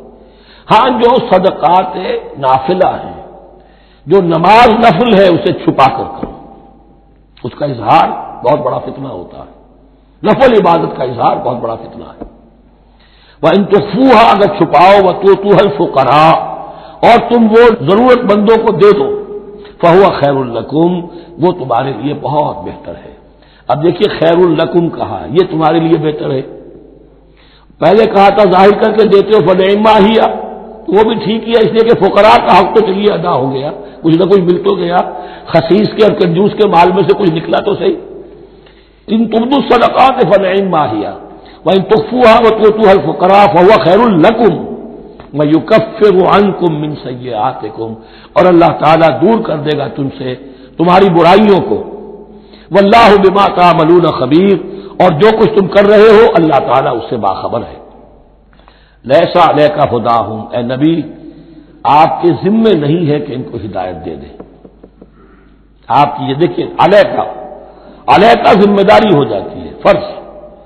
لام لکا یہ ہو جاتا ہے کسی کے حق میں، القرآن حجت لکا او علیکا، یا یہ قرآن تمہارے حق میں حجت ہے، یہ شفاعت کرے گا تمہاری قیامت کے دن اگر تم نے اسے مانا جیسے کہ ماننے کا حق ہے، پڑھا جیسے کہ پڑھنے کا حق ہے، عمل کیا جیسے کہ عمل کرنے کا حق ہے، پھر اس کی دعوت و تبلیغ کی جیسے کہ اس کا حق ہے، تو یہ تمہارے حق میں حجت ہوگا۔ اور اگر تم نے اس کے حقوق ادا نہ کیے یہ تمہارے خلاف مدعی بن کر کھڑا ہو جائے گا۔ القرآن حجت لک او علیک یہ تم پر آئے گا وبال۔ اے اللہ یہ بدبخت مجھے مانتا تھا کہ میں تیرا کلام ہوں، پڑھتا نہیں تھا، مجھے پڑھتا تھا تو جیسے کسی طوطا مینا کو جو مولانا ماہر قاضی کی نظم ہے کچھ بول سکھائے جاتے ہیں رٹائے جاتے ہیں، اس طرح پڑھایا جاتا ہوں اور اس طرح سکھایا جاتا ہوں، وہ اس طریقے سے پڑھ رہے ہیں، کچھ پتہ نہیں۔ 1-2 روپے کا اخبار لائیں گے تو سمجھ کر پڑھیں گے، اللہ کی کتاب کو سمجھ کے پڑھنے کی ضرورت نہیں، پڑھا تو عمل نہیں کیا بدبخت نے۔ ما آمن بالقرآن من استحل محارمہ، تو لام اور اعلیٰ کا یہ استعمال ذہن میں رکھیے۔ لیسا علیہ کا ہدا ہوں، آپ پر ذمہ داری نہیں ہے ان کی ہدایت کی، آپ پر ذمہ داری تبلیغ۔ ہم نے بھیجا ہے آپ کو انا ارسلنا کا بالحق بشیرا و نذیرا ولا تسأل عن اصحاب الجحیم، یہ آیت ہم پڑھ چکے ہیں پہلے حصے میں۔ ولکن اللہ یہدی من یشاء، وہ تو اللہ تعالیٰ ہدایت دیتا ہے جس کو چاہتا ہے۔ وما تنفقوا من خیر فلانفسکم، اور جو بھی خیر جو بھی بھلائی جو بھی مال تم خرچ کرو گے وہ تمہارے اپنے لیے بہتر ہے، تمہیں اجر و ثواب ملے گا، تمہیں کو مل جائے گا 700 گنا 1400 گنا۔ وما تنفقون الا ابتغاء وجه اللہ، یہاں یہ فعل مضارع آیا ہے نفی نہیں کے مفہوم میں، لا تنفقون ما تنفقون یعنی تم نہیں خرچ کرو گے مگر اللہ کی رضا کے لیے، تب اجر ملے گا۔ اگر ریاکارانہ خرچ کیا تھا تو کوئی اجر کا کیا سوال، وہ تو شرک بن جائے گا۔ وما تنفقون الا ابتغاء وجه اللہ وما تنفقوا من خیر یوفى الیکم وانتم لا تظلمون، اور جو بھی خیر تم خرچ کرو گے خیر میں سے جو بھی دولت خرچ کرو گے یوفى الیکم پورا تمہیں لوٹا دیا جائے گا، وانتم لا تظلمون اور تم پر کوئی ظلم نہیں ہوگا، تمہاری کوئی حق تلفی نہیں ہوگی۔ اب آیا ہے آخری ٹیپ کا بند، انفاق فی سبیل اللہ کا سب سے بڑھ کر حقدار کون ہے؟ للفقراء الذین احصروا فی سبیل اللہ، وہ ضرورت مند کے جو گھر کر رہ گئے اللہ کی راہ میں، جیسے اصحاب صفہ تھے بیٹھے ہوئے ہیں، کوئی کام نہیں کر رہے، حضور سے علم سیکھ رہے ہیں، اور جہاں جہاں سے دعوت آ رہی ہے کہ حضور بھیجیے ہمارے ہاں کوئی مبلغین، وہاں سے ان کو بھیجا جا رہا ہے۔ اب وہ معاش کی جد و جہد کرتے تو یہ تعلیم کیسے حاصل کرتے؟ یا اسی طرح دین کی کوئی خدمت ہے، کوئی آپ نے تحریک اٹھائی ہے، اب اس میں آپ کو کچھ نہ کچھ کارکن تو چاہیے، ان کارکنوں کی بھی تو آخر معاش کا ہے درجہ۔ اگر وہ سارا 8 گھنٹے دفتروں میں کھائیں اور وہاں ڈانٹے بھی سنیں افسروں کی، اور پھر 2 گھنٹے جانا 2 گھنٹے آنا، اب وہ کون سا وقت نکالیں گے دین کے کام کا؟ کیا کریں گے؟ کہاں سے وقت آ جائے گا؟ کچھ لوگ تو ہونے چاہیے جو ہمہ وقت لگ جائیں، لیکن ہمہ وقت تو لگ گئے، لیکن پیٹ تو ان کے بھی ہے، اولاد تو ان کے بھی ہوگی۔ للفقراء الذین احسنوا فی سبیل اللہ، جو گھیرے میں آ گئے ہیں اللہ تعالی کی راہ کی جد و جہد میں، جہاد فی سبیل اللہ کی سعی میں، وہ اس طریقے سے مصروف ہو گئے ہیں، لا یستطیعون ضربا فی الارض، اب وہ زمین میں گھوم پھر کر تجارت کرنے کی ان کے پاس وقت ہی نہیں ہے، نہیں چل پھر سکتے زمین میں اپنی معاش کے لیے۔ یحسبهم الجاہل اغنیاء من التعفف، اب یہ اس طرح کے فقیر تو ہیں نہیں جو لپٹ کر مانگتے ہوں، انہیں عام طور پر جو ناواقف شخص ہے وہ سمجھتا غنی ہے، اس سے کوئی ضرورت ہی نہیں، اس نے کبھی مانگا ہی نہیں، لیکن اس نے مانگا اس لیے نہیں ہے کہ وہ اس طرح کا سائل نہیں ہے، اس طرح کا وہ سوالی نہیں ہے، وہ فقیر نہیں ہے، وہ تو اللہ کے دین کے لیے اپنے آپ کو اس نے لگا دیا ہے۔ یہ تمہارا کام ہے کہ دیکھو، یحسبهم الجاہل اغنیاء من التعفف، وہ جو مانگنے سے رک رہے ہیں اپنی عزت نفس کی حفاظت کی خاطر، اس کی وجہ سے ناواقف آدمی سمجھتے ہیں کہ تو غنی ہے، اسے کوئی ضرورت نہیں ہے۔ تعرفهم بسیماہم، تم پہچان لوگے انہیں ان کے چہروں سے۔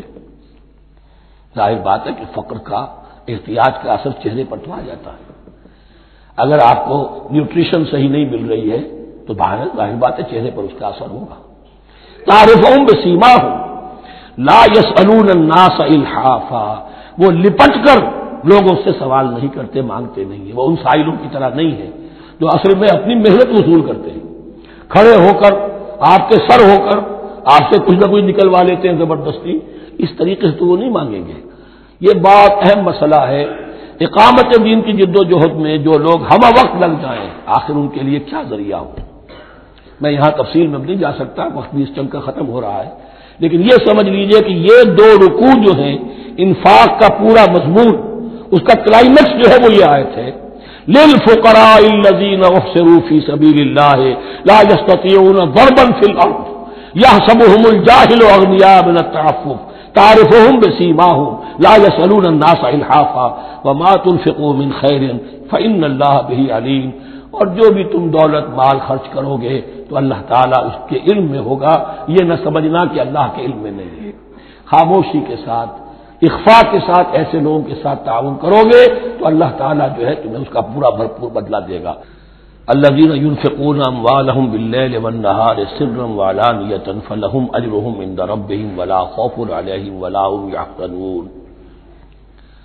الذین یأکلون الربا لا یقومون الا کما یقوم الذی یتخبطہ الشیطان من المس، ذلك بأنهم قالوا إنما البيع مثل الربا وأحل الله البيع وحرم الربا، فمن جاءه موعظة من ربه فانتهى فله ما سلف وأمره إلى الله ومن عاد فأولئك أصحاب النار هم فيها خالدون۔ صدق الله العظيم۔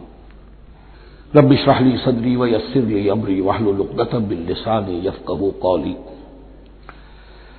ابھی سورہ مبارکہ کا وہ رکوع ہم پڑھ رہے ہیں کہ جو آج کے حالات میں اہم ترین ہے، اس لیے کہ اس دور میں اللہ کے خلاف بغاوت کی سب سے بڑی شکل تو ہے غیر اللہ کی حاکمیت کا تصور، سب سے بڑا شرک یہ ہے۔ نفسیاتی اعتبار سے سب سے بڑا شرک، مادے پر توکل، بتوں سے تجھ کو امید خدا سے نو امیدی، مجھے بتا تو صحیح اور کافری کیا ہے۔ لیکن یہ نفسیاتی اور داخلی بات ہے۔ خارجی اور واقعاتی دنیا میں سب سے بڑا شرک اس وقت وہ غیر اللہ کی حاکمیت، جو اب عوامی شکل اختیار کر گئی، عوامی حاکمیت۔ اور اس کے بعد اس وقت کے گناہوں میں، بدعملی میں سب سے بڑا فساد جو ہے وہ سود کی بنیاد پر ہے۔ سب سے بڑا فتنہ، سب سے بڑا فساد دنیا میں جو اس وقت سب سے بڑی شیطنت ہے، جو یہودیوں کے ذریعے سے پورے گلوب کو اپنی گرفت میں لینے کے لیے بےتاب ہے، وہ یہی ہے جو سود کا حد کرنا ہے، اس کی حرمت۔ یہاں ایک سوال میرے ذہن میں کبھی کبھی پیدا ہوتا تھا کہ یہ جو پہلی آیت ہے اس کا تعلق تو انفاق فی سبیل اللہ کے ساتھ ہے، اس سے پچھلے رکوع کے ساتھ شامل ہونا چاہیے تھا، لیکن بعد میں یہ حقیقت مجھ پر منکشف ہوئی کہ بڑی حکمت کے ساتھ اس آیت کو اس رکوع کے ساتھ شامل کیا گیا ہے۔ وہ حکمت میں بعد میں بیان کروں گا۔ الذین ينفقون اموالهم باللیل والنہار، وہ لوگ کہ جو اپنا مال خرچ کرتے رہتے ہیں رات کو بھی دن میں بھی، سرم و علانیتاً، خفیہ طور پر بھی اعلانیہ بھی، صدقات واجبہ اعلانیہ، صدقات نافلہ خفیہ، انفاق فی سبیل اللہ خفیہ۔ فلہم اجرہم عند ربہم ولا خوف علیہم ولا ھم یحزنون، ان کے لیے ان کا اجر محفوظ ہے ان کے رب کے پاس، نہ ان پر کوئی خوف طاری ہوگا اور نہ ہی وہ کسی حزن سے دوچار ہوں گے۔ الذین یاکلون الربا، اب ربا کا مسئلہ شروع ہو رہا ہے، جو سود کھاتے ہیں۔ وجہ کیا ہے؟ اصل مسئلہ ہے اس سرپلس ویلیو کا۔ آپ کا کوئی شغل ہے، آپ کی ملازمت ہے، آپ کما رہے ہیں، آپ کا خرچ پورا ہو رہا ہے، کچھ بچت بھی ہو رہی ہے۔ اب اس بچت کا اصل مصرف کیا ہے؟ یسألونک ماذا ينفقون قل العفو، اصل راستہ تو یہ ہے کہ اس کو دے دو اللہ کی راہ میں، یا محتاجوں کو یا اللہ کے دین کو۔ لیکن اب جو سود خورانہ ذہنیت ہے وہ یہ کہ اس بچت کو بھی مزید کمائی کا ذریعہ بناؤ، یہ سود خورانہ ذہنیت ہے۔ لہذا اصل میں سود خوری انفاق کا کی ضد ہے، اور یہ عقدہ مجھ پر کھلا جبکہ القرآن یفسر بعضہ بعضا، اس اصول کے تحت جب سورہ روم کی آیات کا میں نے مطالعہ کیا، وہاں یہی شکل آپ کو نظر آئے گی کہ ان دونوں کو مقابلے میں لایا گیا ہے، اللہ کی رضا جوئی کے لیے انفاق اور ربا، سود پر رقم دینا۔ وما آتیتم من ربا لیربو فی اموال الناس فلا یربو عند اللہ، جو کچھ تم دیتے ہو سود پر کہ وہ بڑھے لوگوں کے مال میں، محنت وہ کر رہا ہے اور آپ اس کی کمائی میں سے آپ وصول کر رہے ہیں اپنے اس سرمایہ کی وجہ سے، تو یہ گویا کہ آپ کا مال اس کے مال میں اس کی محنت سے بڑھ رہا ہے۔ الذی ما آتیتم من ربا لیربو فی اموال الناس فلا یربو عند اللہ، اللہ کے ہاں بڑھوتری نہیں ہوتی۔ وما آتیتم من زکوۃ تریدون وجہ اللہ فاولئک ھم المضعفون، اور وہ جو تم زکوٰۃ اور صدقات میں دے دیتے ہو اللہ کی رضا جوئی کے لیے، تو وہ ہے جو دوہرے چوہرے کر رہے ہیں، ان کا مال بڑھ رہا ہے، اس کی بڑھوتری ہو رہی ہے۔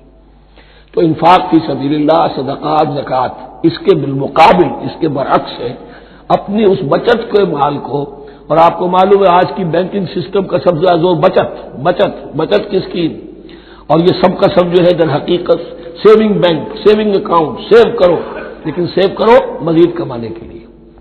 سیو جو ہے اس لیے نہیں ہے کہ اپنا پیٹ کاٹو اور غربا کو دو، اپنا سٹینڈرڈ آف لیونگ کم کرو اور اللہ کے دین کے لیے خرچ کرو، یہ نہیں، بلکہ اس لیے کہ وہ جو تم بچاؤ وہ ہمیں دو، تاکہ وہ ہم سود پر زیادہ رقم، زیادہ شرح سود پر دوسروں کو دے اور تھوڑا شرح سود تمہیں دے دے۔ اب اس کے برعکس سے الذین یاکلون الربا، جو لوگ سود کھاتے ہیں، لا یقومون الا کما یقوم الذی یتخبطہ الشیطان من المس، وہ نہیں کھڑے ہوتے مگر ان کی طرح سے کہ جن کو شیطان نے مخبوط الحواس بنا دیا ہو چھو کر۔ یہاں عام طور پر یہ سمجھا گیا کہ یہ قیامت کے دن کا نقشہ ہے، یہ قیامت کے دن کا نقشہ تو ہوگا ہی، اس دنیا میں بھی سود خوروں کا حال یہی ہے، اور اگر ان کا نقشہ دیکھنا ہو تو کسی سٹاک ایکسچینج کو جا کے دیکھ لیجیے، معلوم ہوگا دیوانے ہیں، پاگل ہیں، چیخ رہے ہیں، دوڑ رہے ہیں، بھاگ رہے ہیں، وہ انسان نہیں نظر آتے اس وقت جو بھی کچھ ہو رہا ہوتا سٹاک ایکسچینج کے اندر، مخبوط الحواس انسان جو ہے وہ ہو جاتا ہے، یہ سود خوری کی وجہ سے۔ الذین یاکلون الربا لا یقومون الا کما یقوم الذی یتخبطہ الشیطان من المس ذلک بانہم قالوا انما البیع مثل الربا، اور ان کے سب سے بڑھ کر مخبوط الحواس ہونے کا مظہر یہ ہے، یہ اس لیے کہ وہ کہتے ہیں کہ بیع بھی تو ربا کی طرح ہے، بیع بھی تو سود ہے، میں نے 100 روپے کا مال خریدا 110 میں بیچ دیا، 10 بچ گئے، یہ ربا ہے، ربا جائز ہے۔ 100 روپے کسی کو دیے اور 110 لیے، یہ سود ہو گیا، بھائی کیوں ہو گیا؟ 100 روپے کی شے دے دی، یہ 100 روپیہ دے دیا، کیا فرق پڑا؟ 10 لاکھ کا مکان بنایا، 4000 کے قرضے کے ماہانہ کرائے پر دے دیا، جائز ہو گیا۔ 10 لاکھ کسی کو دیا اور اس سے 4000 روپیہ مہینہ لینا شروع کیا، یہ سود ہو گیا، حرام ہو گیا۔ عقلی طور پر یہ باتیں ہیں کہ جو سود کے حامیوں کی طرف سے کہی جاتی ہیں۔ انما البیع مثل الربا، بیع میں کبھی جو نفع ہوتا ہے، ربح اور ربا، یہ میں اس کو بیان کر چکا ہوں سورہ بقرہ کے دوسرے رکوع کے ضمن میں۔ تو یہ جان لیجئے کہ اس ظاہری سی مناسبت کی وجہ سے ان کا مخبوط الحواس لوگ جو ہیں وہ اس دونوں کے اندر کوئی فرق محسوس نہیں کرتے. یہاں اللہ تعالیٰ نے ان کے قول کا عقلی جواب نہیں دیا، بلکہ جواب کیا دیا؟ احل اللہ البیع وحرم الربا. اللہ نے بیع کو حلال قرار دیا ہے اور ربا کو حرام قرار دیا ہے.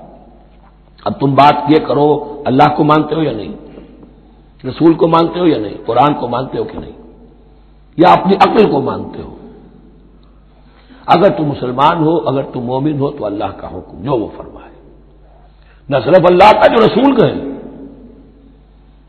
ما آتاکم الرسول فخذوہ وما نہاکم عنہ فانتہوا. جو کچھ رسول تمہیں دے لے لو، اور جس چیز سے روک دے رک جاؤ.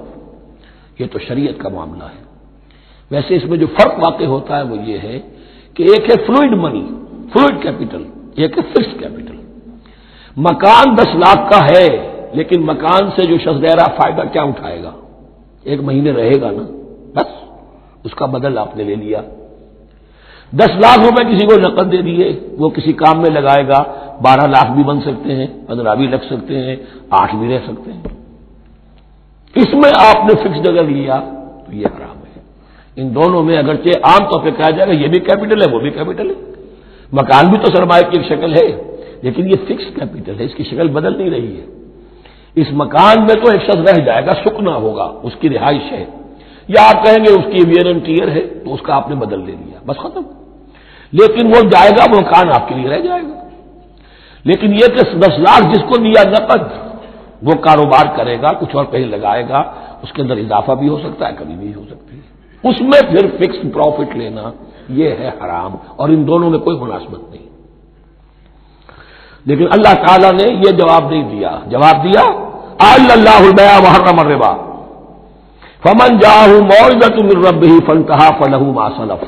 تو جس شخص کے پاس اس کے رب کی طرف سے یہ نصیحت پہنچ گئی اور وہ باز آ گیا، رک گیا، فلہ ما سلف، تو جو کچھ پہلے وہ لے چکا ہے وہ اس کا ہے، وہ اسے واپس نہیں دیا جائے گا، حساب کتاب نہیں کیا جائے گا کہ تم اتنا سود کھا چکے ہو واپس کرو.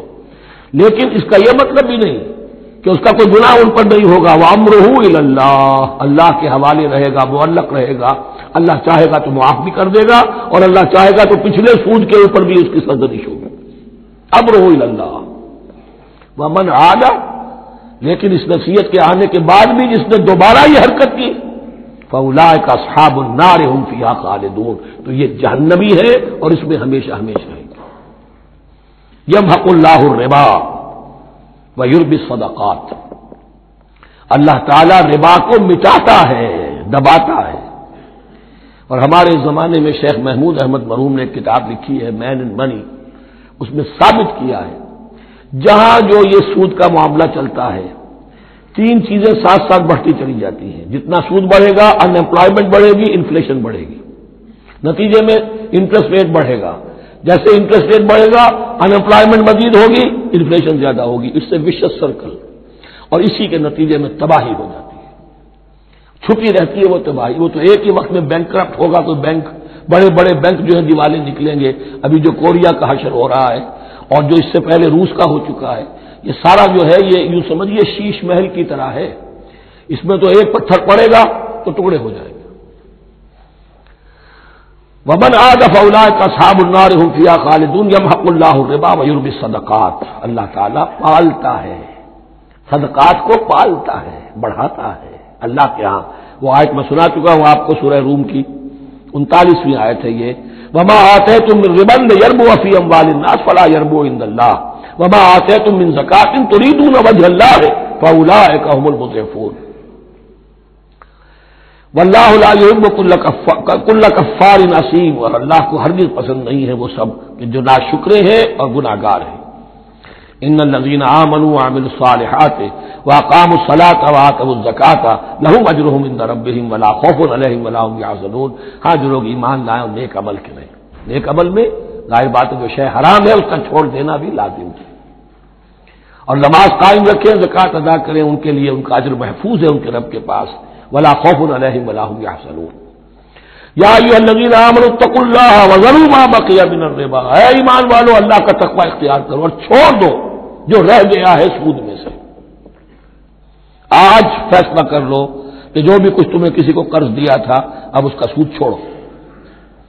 یا ایھا الذین آمنوا اتقوا اللہ وذروا ما بقی من الربا ان کنتم مؤمنین، اگر تم مومن ہو.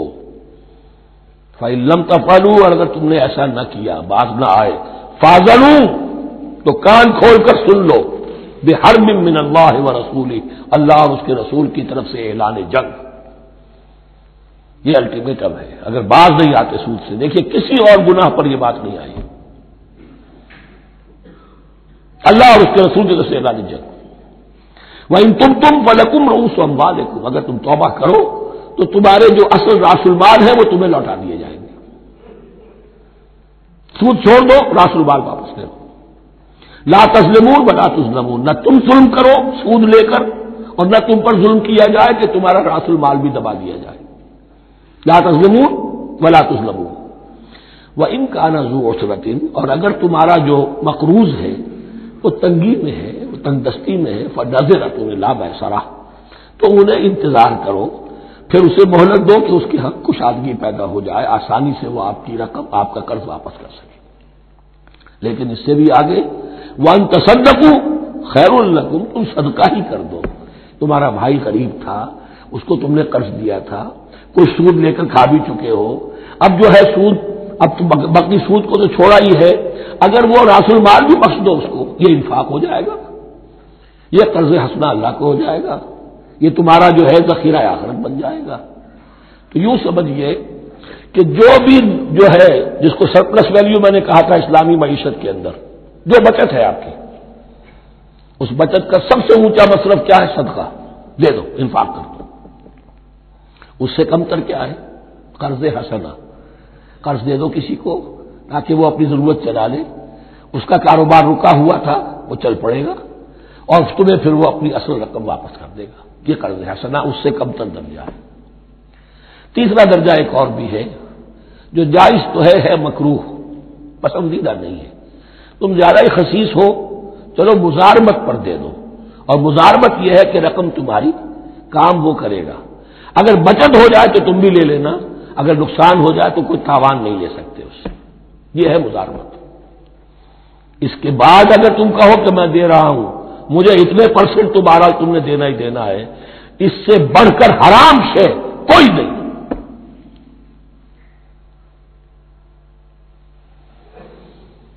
وَإِن كَانَ ذُو عُسْرَةٍ فَنَظِرَةٌ إِلَىٰ مَيْسَرَةٍ، تو اگر وہ ہے مقروض تمہارا وہ تنگی میں ہے، پھر انتظار کرو، اسے مہلت دو اس کی کشائش تک.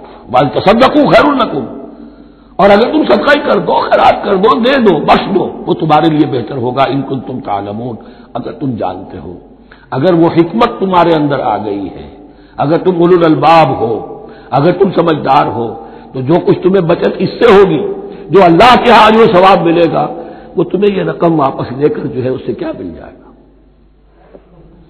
وَاتَّقُوا يَوْمًا تُرْجَعُونَ فِيهِ إِلَى اللَّهِ، یہ آیت آخری آیت ہے قرآن کی نزول کے اعتبار سے.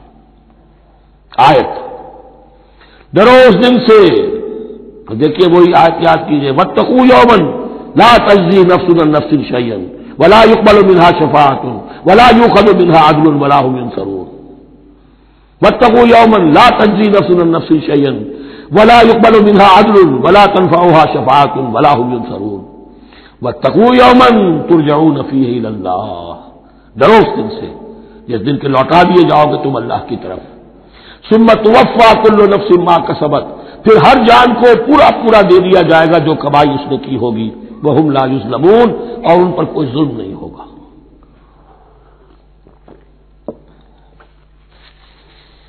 اب یہ قرآن مجید کی طویل ترین آیت آ رہی ہے، آیت دین.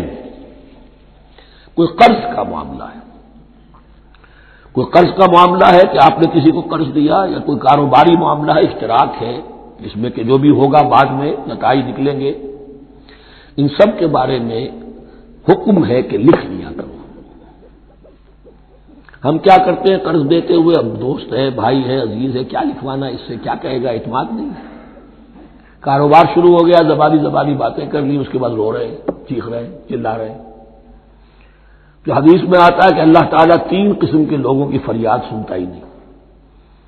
ایک وہ جو قرض دیتے ہوئے یا کوئی معاملہ کرتے ہوئے لکھواتا تو ہے نہیں اور بعد میں روتا. ایک وہ کہ جو اپنی بیوی کے ہاتھوں تنگ بھی ہے اور شکوہ بھی کرتا ہے، شکایت بھی کرتا ہے، فریاد بھی کرتا ہے، طلاق نہیں دیتا. اللہ نے راستہ کھولا ہوا تمہارے لیے. تو اللہ ویسے لوگوں کی فریاد نہیں سنتا. تیسرا مجھے یاد نہیں. یا ایھا الذین آمنوا اذا تداینتم بدین الی اجل مسمى فاکتبوہ، اے اہل ایمان جب بھی تم کوئی معاملہ کرو قرض کا ایک وقت معین تک کے لیے، تو وقت معین ہونا چاہیے. یہ قرض دے رہے کب واپس ہوگا. فاکتبوہ، تو اس کو لکھ لیا کرو. یہ فعل امر ہے، الامر للوجوب، واجب ہے. وَلْيَكْتُبْ بَيْنَكُمْ كَاتِبٌ بِالْعَدْلِ، اور چاہیے کہ کوئی لکھنے والا تمہارے مابین عدل کے ساتھ، لکھنے والا کوئی ڈنڈی نہ مار جائے. انہیں بھی چاہیے کہ وہ صحیح صحیح لکھے. وَلَا يَأْبَ كَاتِبٌ أَن يَكْتُبَ كَمَا عَلَّمَهُ اللَّهُ فَلْيَكْتُبْ، اور کسی بھی شخص کو جسے اللہ نے سکھایا ہوا ہے کتابت لکھنے کا کام، تو اس کو انکار نہیں کرنا چاہیے لکھنے سے. اللہ نے اسے یہ علم دیا ہے، اسے چاہیے کہ لکھنے. اس لیے کہ اس معاشرے میں پڑھے لکھے لوگ تو بہت کم ہوتے تھے. اب بھی یہ ہوتا ہے، عرائض نویس وغیرہ ہوتے ہیں، وثیقہ نویس ہوتے ہیں، پیسے دے کے ان کو جو لکھواتے ہیں. لیکن اگر کوئی وثیقہ نویس جو بے ایمانی کرے اور لکھنے میں کوئی کمی کر جائے تو جو جس کے اوپر ذمہ داری ہے اسے نقصان پہنچ جائے گا. وَلْيَكْتُبْ بَيْنَكُمْ كَاتِبٌ بِالْعَدْلِ، اور چاہیے کہ لکھنے والا تمہارے مابین انصاف کے ساتھ لکھے. وَلَا يَأْبَ كَاتِبٌ أَن يَكْتُبَ كَمَا عَلَّمَهُ اللَّهُ فَلْيَكْتُبْ، اور نہ انکار کرے کوئی لکھنے والا اس سے کہ وہ لکھے جیسے اللہ نے اسے سکھایا ہے، تو لکھنا چاہیے. وَلْيُمْلِلِ الَّذِي عَلَيْهِ الْحَقُّ، لکھتے وقت املا وہ کرائے جس کے ذمے رقم آ رہی ہے، جس پر حق آ رہا ہے. علیہ الحق، وہ لکھوائے. جس کا مال ہے وہ نہ لکھوائے، جس پر ذمہ داری آ رہی ہے وہ لکھوائے کہ میں کیا ذمہ داری لے رہا ہوں. وَلْيَتَّقِ اللَّهَ رَبَّهُ، اور اللہ سے ڈرتا رہے اپنے رب سے. وَلَا يَبْخَسْ مِنْهُ شَيْئًا، اور لکھوانے میں اس میں سے کوئی شے کم نہ کر دے. فَإِنْ كَانَ الَّذِي عَلَيْهِ الْحَقُّ سَفِيهًا، اب اگر وہ جو مقروض ہے، جو قرض دے رہا ہے، جس کے ذمے کوئی ذمہ داری آ رہی ہے، وہ ناسمجھ ہے یا بوڑھا ہے، ضعیف ہے، اور لا يستطيع ان يمل، یا اس کے اندر یہ اتنی صلاحیت نہیں ہے کہ املا کرا سکے، یہاں املا کے معنی میں ہے. ہوا فَلْيُمْلِلْ وَلِيُّهُ بِالْعَدْلِ، تو اگر وہ نہیں املا کرا سکتا تو اس کا کوئی ولی ہو، اس کا کوئی وکیل ہو، اس کا کوئی اٹارنی ہو، وہ اس کی طرف سے اس کو لکھوائے. وَاسْتَشْهِدُوا شَهِيدَيْنِ مِن رِجَالِكُمْ، یہ ایک آیت چل رہی ہے ابھی، پورے رکوع کے اوپر ایک آیت پھیلی ہوئی ہے، سوائے آخر میں تھوڑا سا حصہ دوسری آیت آئے گی. وَاسْتَشْهِدُوا شَهِيدَيْنِ مِن رِجَالِكُمْ، اور گواہ بنا لیا کرو دو اپنے مردوں میں سے. فَإِن لَّمْ يَكُونَا رَجُلَيْنِ، اور اگر دو مرد دستیاب نہ ہو، فَرَجُلٌ وَامْرَأَتَانِ، تو ایک مرد اور دو عورتیں. مِمَّن تَرْضَوْنَ مِنَ الشُّهَدَاءِ، اور وہ بھی دونوں کے نزدیک مقبول ہو شہداء، کہ ہاں دونوں کو اعتماد ہے ان پر.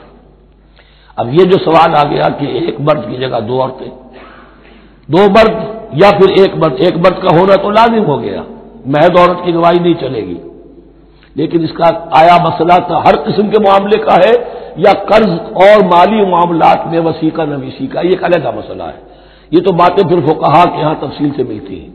لیکن یہ مسئلہ موجود ہے کہ دو مرد، اور اگر دو مرد دستیاب نہ ہو تو ایک مرد اور دو عورتیں. تو سوال تو پیدا ہو گیا کہ کیا عورت کی گواہی عادی ہے؟ ان تضل احداہما فتذکر احداہما الاخری، مبادا ان میں سے کوئی ایک بھول جائے تو یاد کرا دے دوسری. عقلی سوال پیدا ہو گیا، کیا مرد نہیں بھول سکتا؟ کیا جواب ہے اس کا؟ جواب یہ ہے کہ واقعتاً اللہ تعالی نے عورت کے اندر نسیان کا مادہ زیادہ رکھا ہے. الا یعلم من خلق وهو اللطیف الخبیر، کیا وہی نہ جانے گا جس نے پیدا کیا ہے؟ اس نے پیدا کیا ہے، وہ جانتا ہے.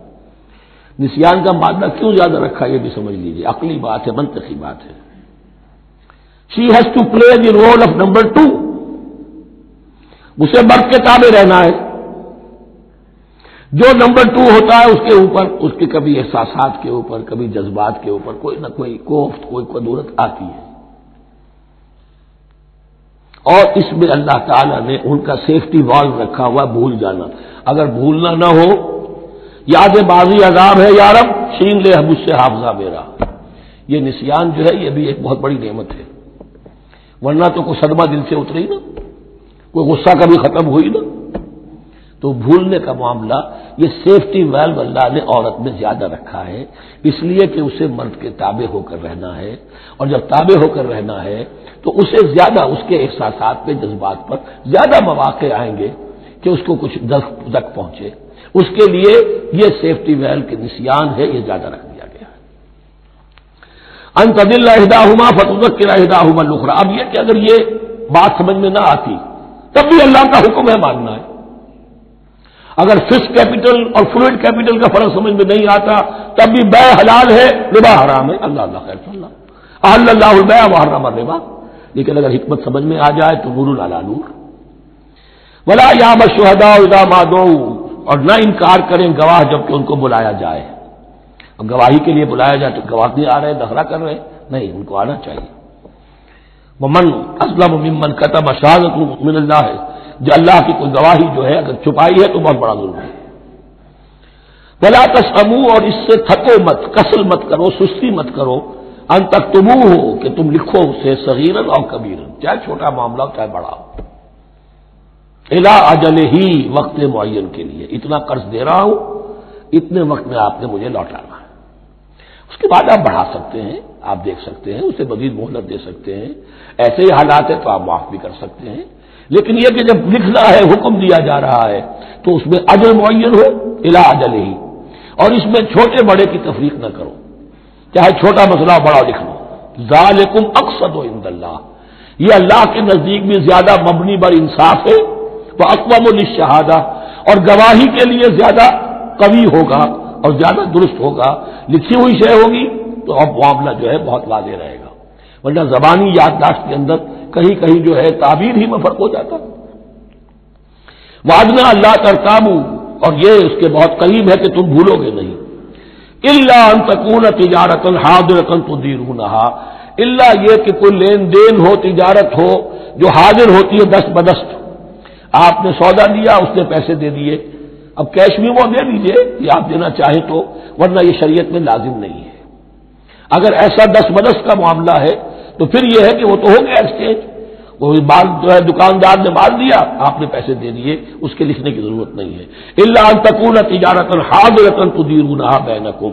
تو اگر وہ تجارت ہو کے نقد تمہاری چلتی ہے، آپس میں لین دین ہو رہا ہے، فلیس علیکم جناح الا تکتبوها. تو کوئی حرج نہیں ہے تم پر کہ اسے نہ لکھو. واشهدوا اذا تبایعتم. اور گواہ بنا لیا کرو جب کوئی مستقبل کا سودا کرو. یہ بیع سلم جو ہوتی ہے یہ مستقبل کا سودا ہے، قرض کا سودا ہے. بیع سلم بھی ایک طرح کا قرض ہے. آج آپ طے کرتے ہیں کسی شخص سے، کسی کاشتکار سے، زمیندار سے کہ اگلا موسم جو آئے گا فصل کا، گیہوں کی فصل کا، تو اتنے روپے من کے حساب سے 500 من گندم میں آپ سے لوں گا. یہ بیع سلم کہلاتی ہے، اور اس میں لازم ہے کہ پوری قیمت ابھی ادا کر دیں. لیکن اس میں بھی کہ اس وقت آپ کو اتنی گندم دینی ہے، اس کو لکھوا لو اور اس پر 2 گواہ بنا لو. واشهدوا اذا تبایعتم ولا یضار کاتب ولا شہید. اور نہ نقصان پہنچایا جائے کسی لکھنے والے کو یا گواہ کو، اور نہ نقصان پہنچائے کوئی لکھنے والا یا گواہ. یہ یضار دونوں کے لیے آ جائے گا. یہ معروف بھی ہے اور مجور بھی ہے. نہ ضرر پہنچایا جائے اور نہ ضرر پہنچائے، نہ کوئی کاتب اور نہ کوئی شہید گواہ. وَإِن تَفْعَلُوا. اگر تم ایسا کرو گے، نقصان پہنچاؤ گے، فَإِنَّهُ فُسُوقٌ بِكُمْ. تو یہ تمہارے لیے بہت بڑے گناہ کی بات ہوگی. وَاتَّقُوا اللَّهَ.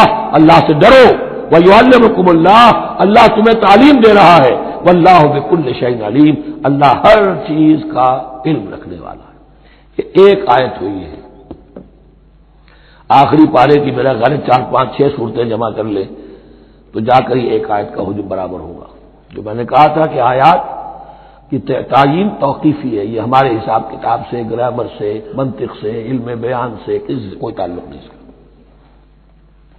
وَإِن كُنتُمْ عَلَىٰ سَفَرٍ. اور اگر تم سفر پر ہو، وَلَمْ تَجِدُوا كَاتِبًا. اب وہاں کوئی لین دین کا معاملہ ہو گیا، قرض کا ہو گیا، کاتب کوئی ہے نہیں. فَرِحَانٌ مَقْبُوضَةٌ. تو کوئی گروی شے رکھ لو قبضے میں. فلاں شے آپ کے قبضے میں رہے گی، آپ اتنے پیسے مجھے دے دیجئے، میں جب یہ واپس کر دوں گا اپنی چیزیں آپ میری چیز مجھے لوٹا دیجیے. یہ رہن ہے مقبوضہ. لیکن رہن سے کوئی فائدہ اٹھانے کی اجازت نہیں، وہ سود ہو جائے گا. اگر مکان رہن میں رکھا گیا ہے قبضہ تو ہوگا اس کا، لیکن یہ کہ وہ اس کا کرایہ نہیں دے سکتا، کرایہ مالک کو جائے گا، اس سے کوئی استفادہ نہیں کر سکتا اس مال سے.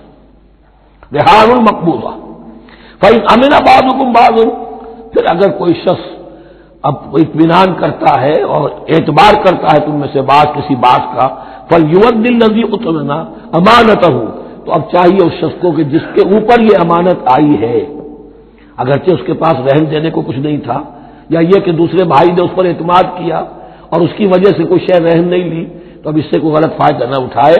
وہ گویا کہ اس کے پاس جو اس نے قرض لیا امانت ہے، اس کے پاس وہ امین بنایا گیا ہے. فَلْيُؤَدِّ الَّذِي اؤْتُمِنَ أَمَانَتَهُ، کہ آپ اپنی امانت واپس لوٹائے، وَلْيَتَّقِ اللَّهَ رَبَّهُ، اور ڈرے اللہ سے جو اس کا رب ہے. وَلَا تَكْتُمُوا الشَّهَادَةَ، اور دیکھو گواہی کو چھپایا نہ کرو. وَمَن يَكْتُمْهَا فَإِنَّهُ آثِمٌ قَلْبُهُ، اور جو کوئی گواہی کو چھپائے گا تو اس کا دل گناہ میں مبتلا ہو جائے گا. دل داغدار ہو گیا تو رہ کیا گیا. واللہ بما تعملون علیم، اور جو کچھ تم کر رہے ہو اللہ اسے جانتا ہے. اللہ کے فضل و کرم سے آخری رکوع پر ہم پہنچ گئے، اور یہ بڑا ایک یوں سمجھئے 3 آیتوں پر مشتمل رکوع ہے. جیسے کہ وہ رکوع جو ہم نے پڑھا تھا جس میں آیت الکرسی 4 آیتیں ہیں وہ، اور یوں کہا جا سکتا ہے کہ یہ 2 رکوع ایک دوسرے کے بالکل بالمقابل ہیں اپنی عظمت میں اور مقام میں. آیت الکرسی کی جگہ یہاں ایک دعا کی آیت ہے، جامع ترین دعا جو آئے گی آخری آیت میں، للہ ما فی السماوات و ما فی الارض. اکثر و بیشتر آپ دیکھیں گے سورتوں کے اختتام پر یہ الفاظ پھر آتے ہیں، اللہ ہی کا ہے جو کچھ بھی ہے آسمانوں اور زمین میں. وَإِن تُبْدُوا مَا فِي أَنفُسِكُمْ أَوْ تُخْفُوهُ، اور جو کچھ تمہارے دلوں میں ہے خواہ تم اسے ظاہر کرو خواہ چھپاؤ، یحاسبکم بہ اللہ، اللہ تم سے محاسبہ کر لے گا. تمہاری نیتیں اس کے علم میں ہیں. ان اللہ لا ينظر الى صورکم ولا الى اموالکم ولكن ينظر الى قلوبکم واعمالکم. اللہ تمہاری صورتوں کو نہیں دیکھتا، تمہارے مال و دولت کو نہیں دیکھتا، تمہارے دل کو دیکھتا ہے، تمہارے اعمال کو دیکھتا ہے. تو دل میں جو کچھ ہے خواہ کتنا ہی چھپا لو اللہ کے محاسبے سے نہیں بچو گے. فَيَغْفِرُ لِمَن يَشَاءُ وَيُعَذِّبُ مَن يَشَاءُ، پھر وہ بخش دے گا جس کو چاہے گا اور عذاب دے گا جس کو چاہے گا. اختیار مطلق اللہ کے ہاتھ میں ہے. ہمارے ہاں اہل سنت کا عقیدہ یہی ہے، اللہ پر لازم نہیں ہے کہ وہ نیکوکار کو اس کا جزا ضرور دے اور بدکار کو اس کی سزا ضرور دے.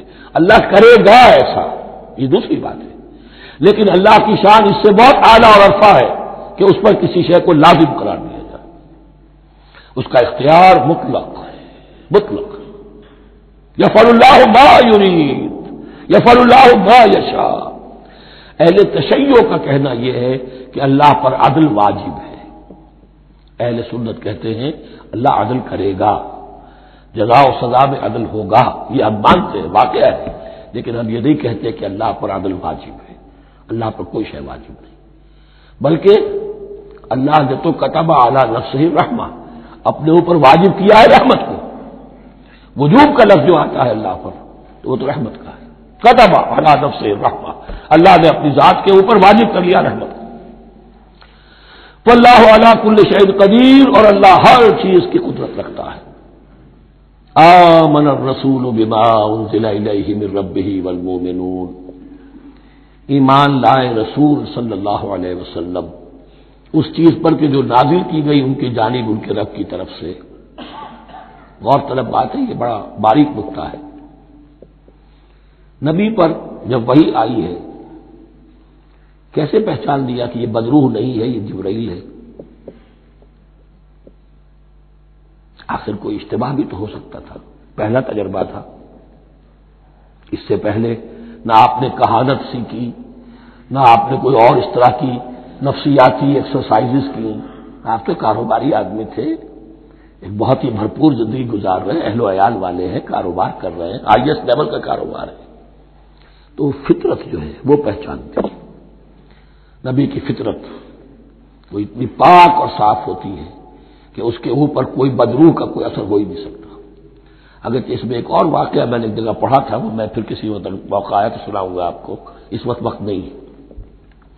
بہرحال ہمارے لیے بڑی تسکین کی بات ہے کہ اللہ تعالیٰ نے رسول کے ایمان کے تذکرے کے ساتھ ہمارے ایمان کا تذکرہ کیا. آمن الرسول بما انزل الیہ من ربہ والمؤمنون، ایمان لائے رسول صلی اللہ علیہ وسلم اس چیز پر جو نازل کی گئی ان کی جانب ان کے رب کی طرف سے، اور ایمان لائے صاحب ایمان. اللہم ربنا اجعلنا منہم، اللہم ربنا اجعلنا منہم. کل آمن باللہ وملائکتہ وکتبہ ورسلہ، یہ دوسرا مقام ہے سورہ بقرہ کے اندر جس میں ایمان کے جو اجزاء ہیں ان کو گنا گیا ہے. یاد ہے آیت البر، لیس البر ان تولوا وجوہکم قبل المشرق والمغرب ولکن البر من آمن باللہ والیوم الآخر والملائکۃ والکتاب والنبیین. یہاں بھی اسی طرح ہے، کل آمن باللہ وملائکتہ وکتبہ ورسلہ لا نفرق بین احد من رسلہ. اور یہ تیسری مرتبہ بات آ گئی ہے کہ رسولوں کے درمیان کوئی تفریق نہیں کی جائے گی.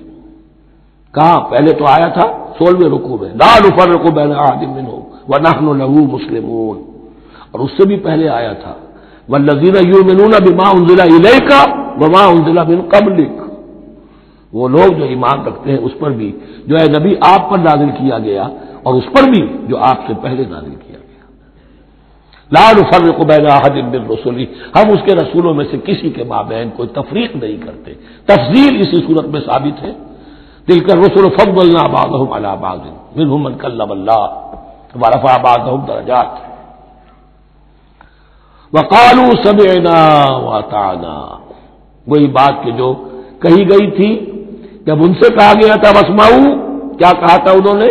سمعنا واطعنا، سمعنا واطعنا. وہ کہتے ہیں ہم نے سنا اور مانا. غفرانک ربنا، ہماری درخواست ہے پروردگار تیری بخشش مانگتے ہیں. غفرانک، نون پر زبر ہے، مفعول ہے. نسألو کا غفرانک، اے اللہ ہم تجھ سے سوالی ہیں، تجھ سے طلب کرتے ہیں، درخواست کرتے ہیں تیری مغفرت کا. وإلیک المصیر، اور تیری ہی جانب لوٹ جانا ہے. یہاں پر وہ ایمان بالآخرہ بھی آ گیا جو یہاں اوپر نہیں آسان. آمن باللہ وملائکتہ وکتبہ ورسلہ، پھر رسولوں کے ضمن میں لا نفرق بین احد من رسلہ، لیکن اس کے بعد وإلیک المصیر، مغفرت اور اللہ کی طرف ہی لوٹ جانا ہے ہمارا. اس میں ایمان بالآخرہ آ گیا. اب آخری آیت، لا یکلف اللہ نفسا الا وسعها، اللہ تعالی نہیں ذمہ دار ٹھہرائے گا کسی جان کو مگر اس کی وسعت کے مطابق. یہ بہت بڑے فضل و کرم والی آیت ہے. جیسے میں نے کہا تھا میگنا کارٹا جو ہے انسانی حقوق کا، کہ اجیب دعوت الداع اذا دعان، جہاں بھی مجھے کوئی پکارے، جب پکارے میں اس کی پکار سنتا ہوں، قبول کرتا ہوں. ہاں فلیؤمنوا بی فلیستجیبوا لی، انہیں بھی چاہیے کہ میرا کہنا مانے. دو طرفہ بات چلے گی، یک طرفہ نہیں. میری مانو، اپنی منواؤ. تم دعائیں کرو گے ہم قبول کریں گے. تم ہماری بات نہیں مانتے پھر تمہاری دعا تمہارے منہ پر دے ماری جائے گی. کرتے رہو قنوت نازلہ 40 دن کے 80 دن پڑھتے رہو. ڈھاکہ تو بیٹھ ہی جائے گا، بیٹھ گئے. یہودیوں سے شکست تو ہو ہی جائے گی، ہو گئی. کرتے رہو، حرمین میں پڑھتے رہو قنوت نازلہ، مکے میں پڑھو، مدینے میں پڑھو، پوری دنیا میں پڑھو.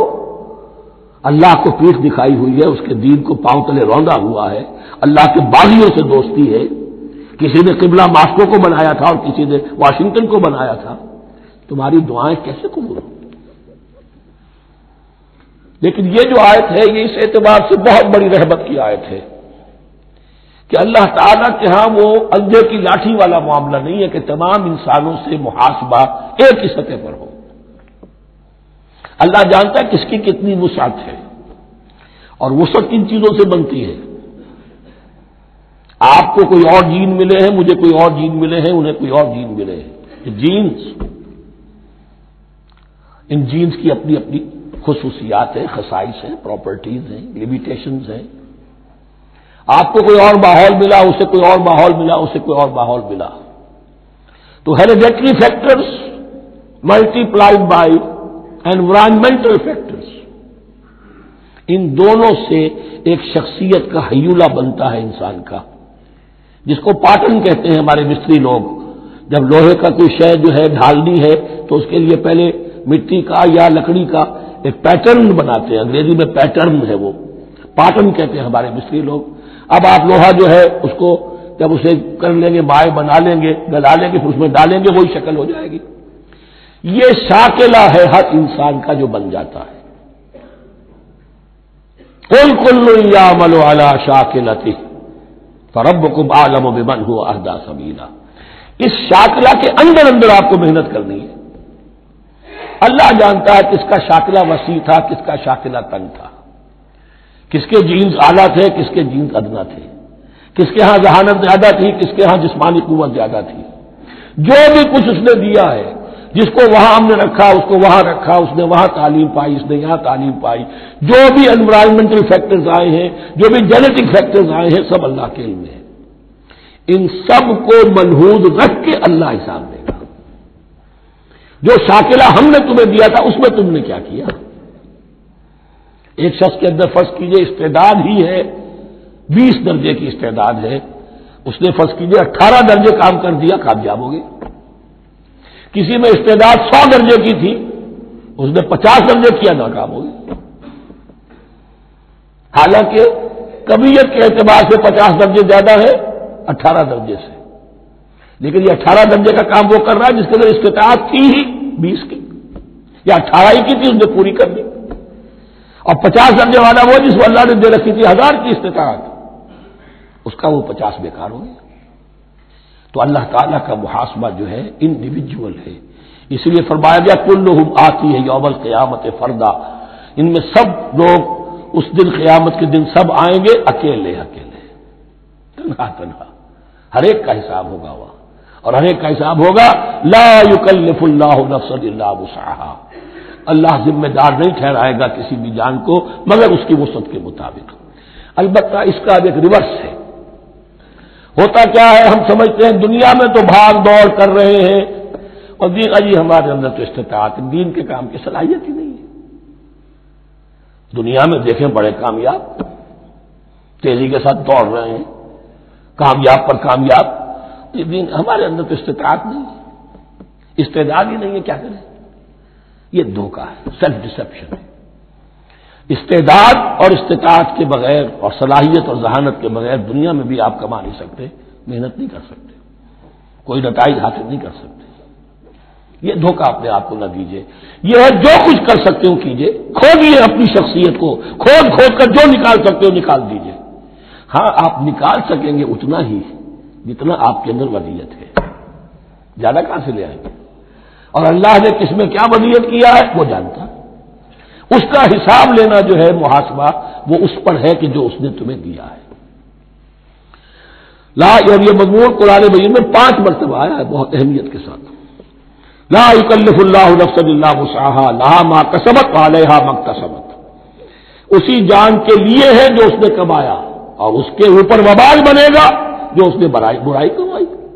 لیکن لام اور اعلی، لہا ما کسبت، جو بھی اس نے نیکی کمائی اس کے حق میں ہے، اس کے لیے ہے، اس کا اجر ملے گا، ثواب ملے گا، اور جو بدی کمائی وہ اس پر وبال بنے گا، اسی کے لیے اس کو سزا ملے گی، اسی کے حوالے سے۔ اب وہ آخری دعا آ گئی، جامع ترین اور عظیم ترین دعا ہے قرآن مجید کی، ربنا لا تؤاخذنا ان نسینا او اخطانا۔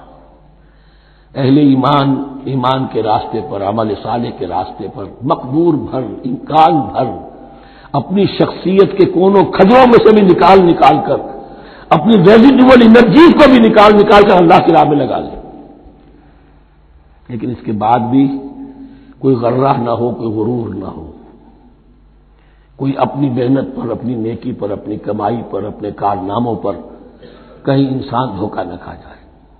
کیفیت کیا رہنی چاہیے؟ وہ یہ ہے تواضع، عجز، انکساری۔ ربنا لا تؤاخذنا ان نسینا او اخطانا، اے رب ہم سے مواخذہ نہ کیجو اگر ہم بھول جائیں یا ہم سے خطا ہو جائے۔ نسیان بھی ہے، الانسان مرکب من الخطاء والنسیان، انسان کے اندر یہ دونوں چیزیں خطا اور نسیان یہ تو گندی ہوئی ہیں۔ خطا یہ ہے کہ آپ نے اپنی امکانی حد تک تو نشانہ ٹھیک لگایا تھا، نشانہ خطا ہو گیا، ٹھیک ہے، کوئی بات نہیں، آپ کی نیت صحیح تھی۔ ایک اجتہاد کرنے والا اجتہاد کر رہا ہے، امکانی حد تک اس نے کوشش کی ہے کہ صحیح رائے تک پہنچے، لیکن خطا ہو گئی، اللہ معاف کرے گا۔ اس نے اپنی امکانی کوشش کی تھی، لہذا اسے ثواب ملے گا۔ مجتہد مخطی بھی ہو تو ثواب ملے گا، مجتہد مصیب ہے، صحیح رائے پر پہنچ گیا ہے تو دوہرا ثواب ملے گا، لیکن مجتہد مخطی ہے تب بھی ثواب ملے گا۔ تو بھول چوک پر، یہ بھول چوک خطا جو ہے، چوک صحیح ہے بالکل لفظ اس کے لیے، چوک جانا، نشانہ چوک گیا، تو اے پروردگار جو بھی ہم سے سرزد ہو جائے، غلطی ہو جائے، بھول کی وجہ سے یا خطا کی وجہ سے، اس پر معاوضہ نہ کیجیے۔ ربنا ولا تحمل علینا اصرا کما حملتہ علی الذین من قبلنا، اور اے رب ہمارے، ہم پر وہ بوجھ نہ ڈالیو جس سے ہم لے کر چل نہ سکیں۔ دیکھیے ایک حمل ہوتا ہے جس سے حمال کا لفظ بنا ہے، جس کو لے کر انسان چلتا ہے، حمال اس بوری کو یا بوجھ کو اٹھا کر چل رہا ہے، جو آپ کی طاقت میں ہے اور جس سے لے کر آپ چل سکیں وہ ہے حمل، اور جو ہو آپ کو بٹھا دے، اسر اس کو کہتے ہیں۔ یہ لفظ سورہ اعراف میں پھر آئے گا، یضع عنہم اسرہم والاغلال التی کانت علیہم۔ حضور کی شان یہ بھی تھی کہ انہوں نے لوگوں کے بوجھ جو ان کی طاقت سے بڑھ کر تھے ان کے کندھوں سے اتار دیے۔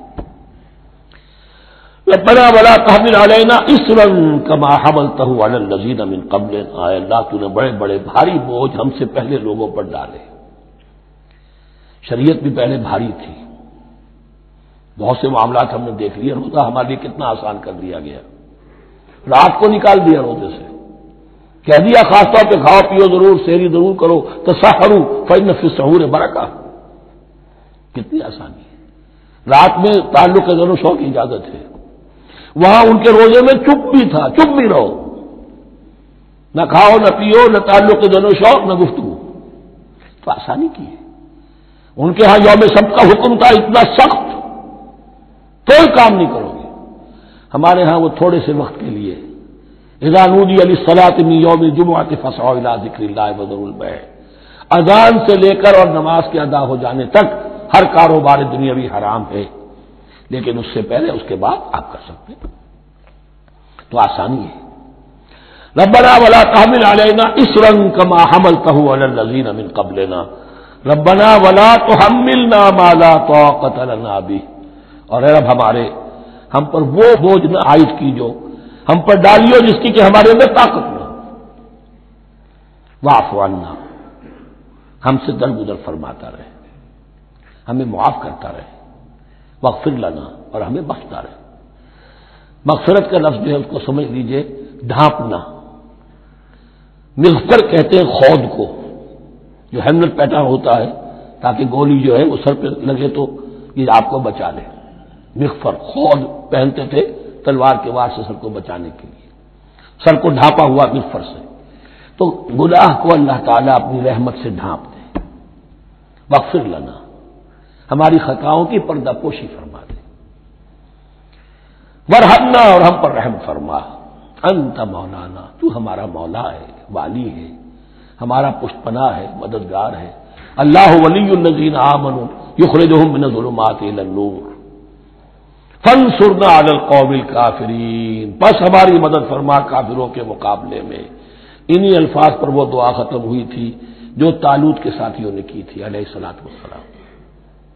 اصل میں یہ دعا اب تلقین کی جا رہی ہے، مرحلہ سخت آ رہا ہے، مرحلہ سخت ہے اور جان عزیز، تاب لاتے ہی بنے گی آپ غالب، اب وہ مرحلہ آ رہا ہے، اس کے لیے تیار ہو جاؤ۔ یہ سارا حصہ جو ہے در حقیقت یہ تمہید ہے غزوہ بدر کی۔ بارک اللہ لی ولکم فی القرآن العظیم ونفعنی وإیاکم بالآیات والذکر الحکیم۔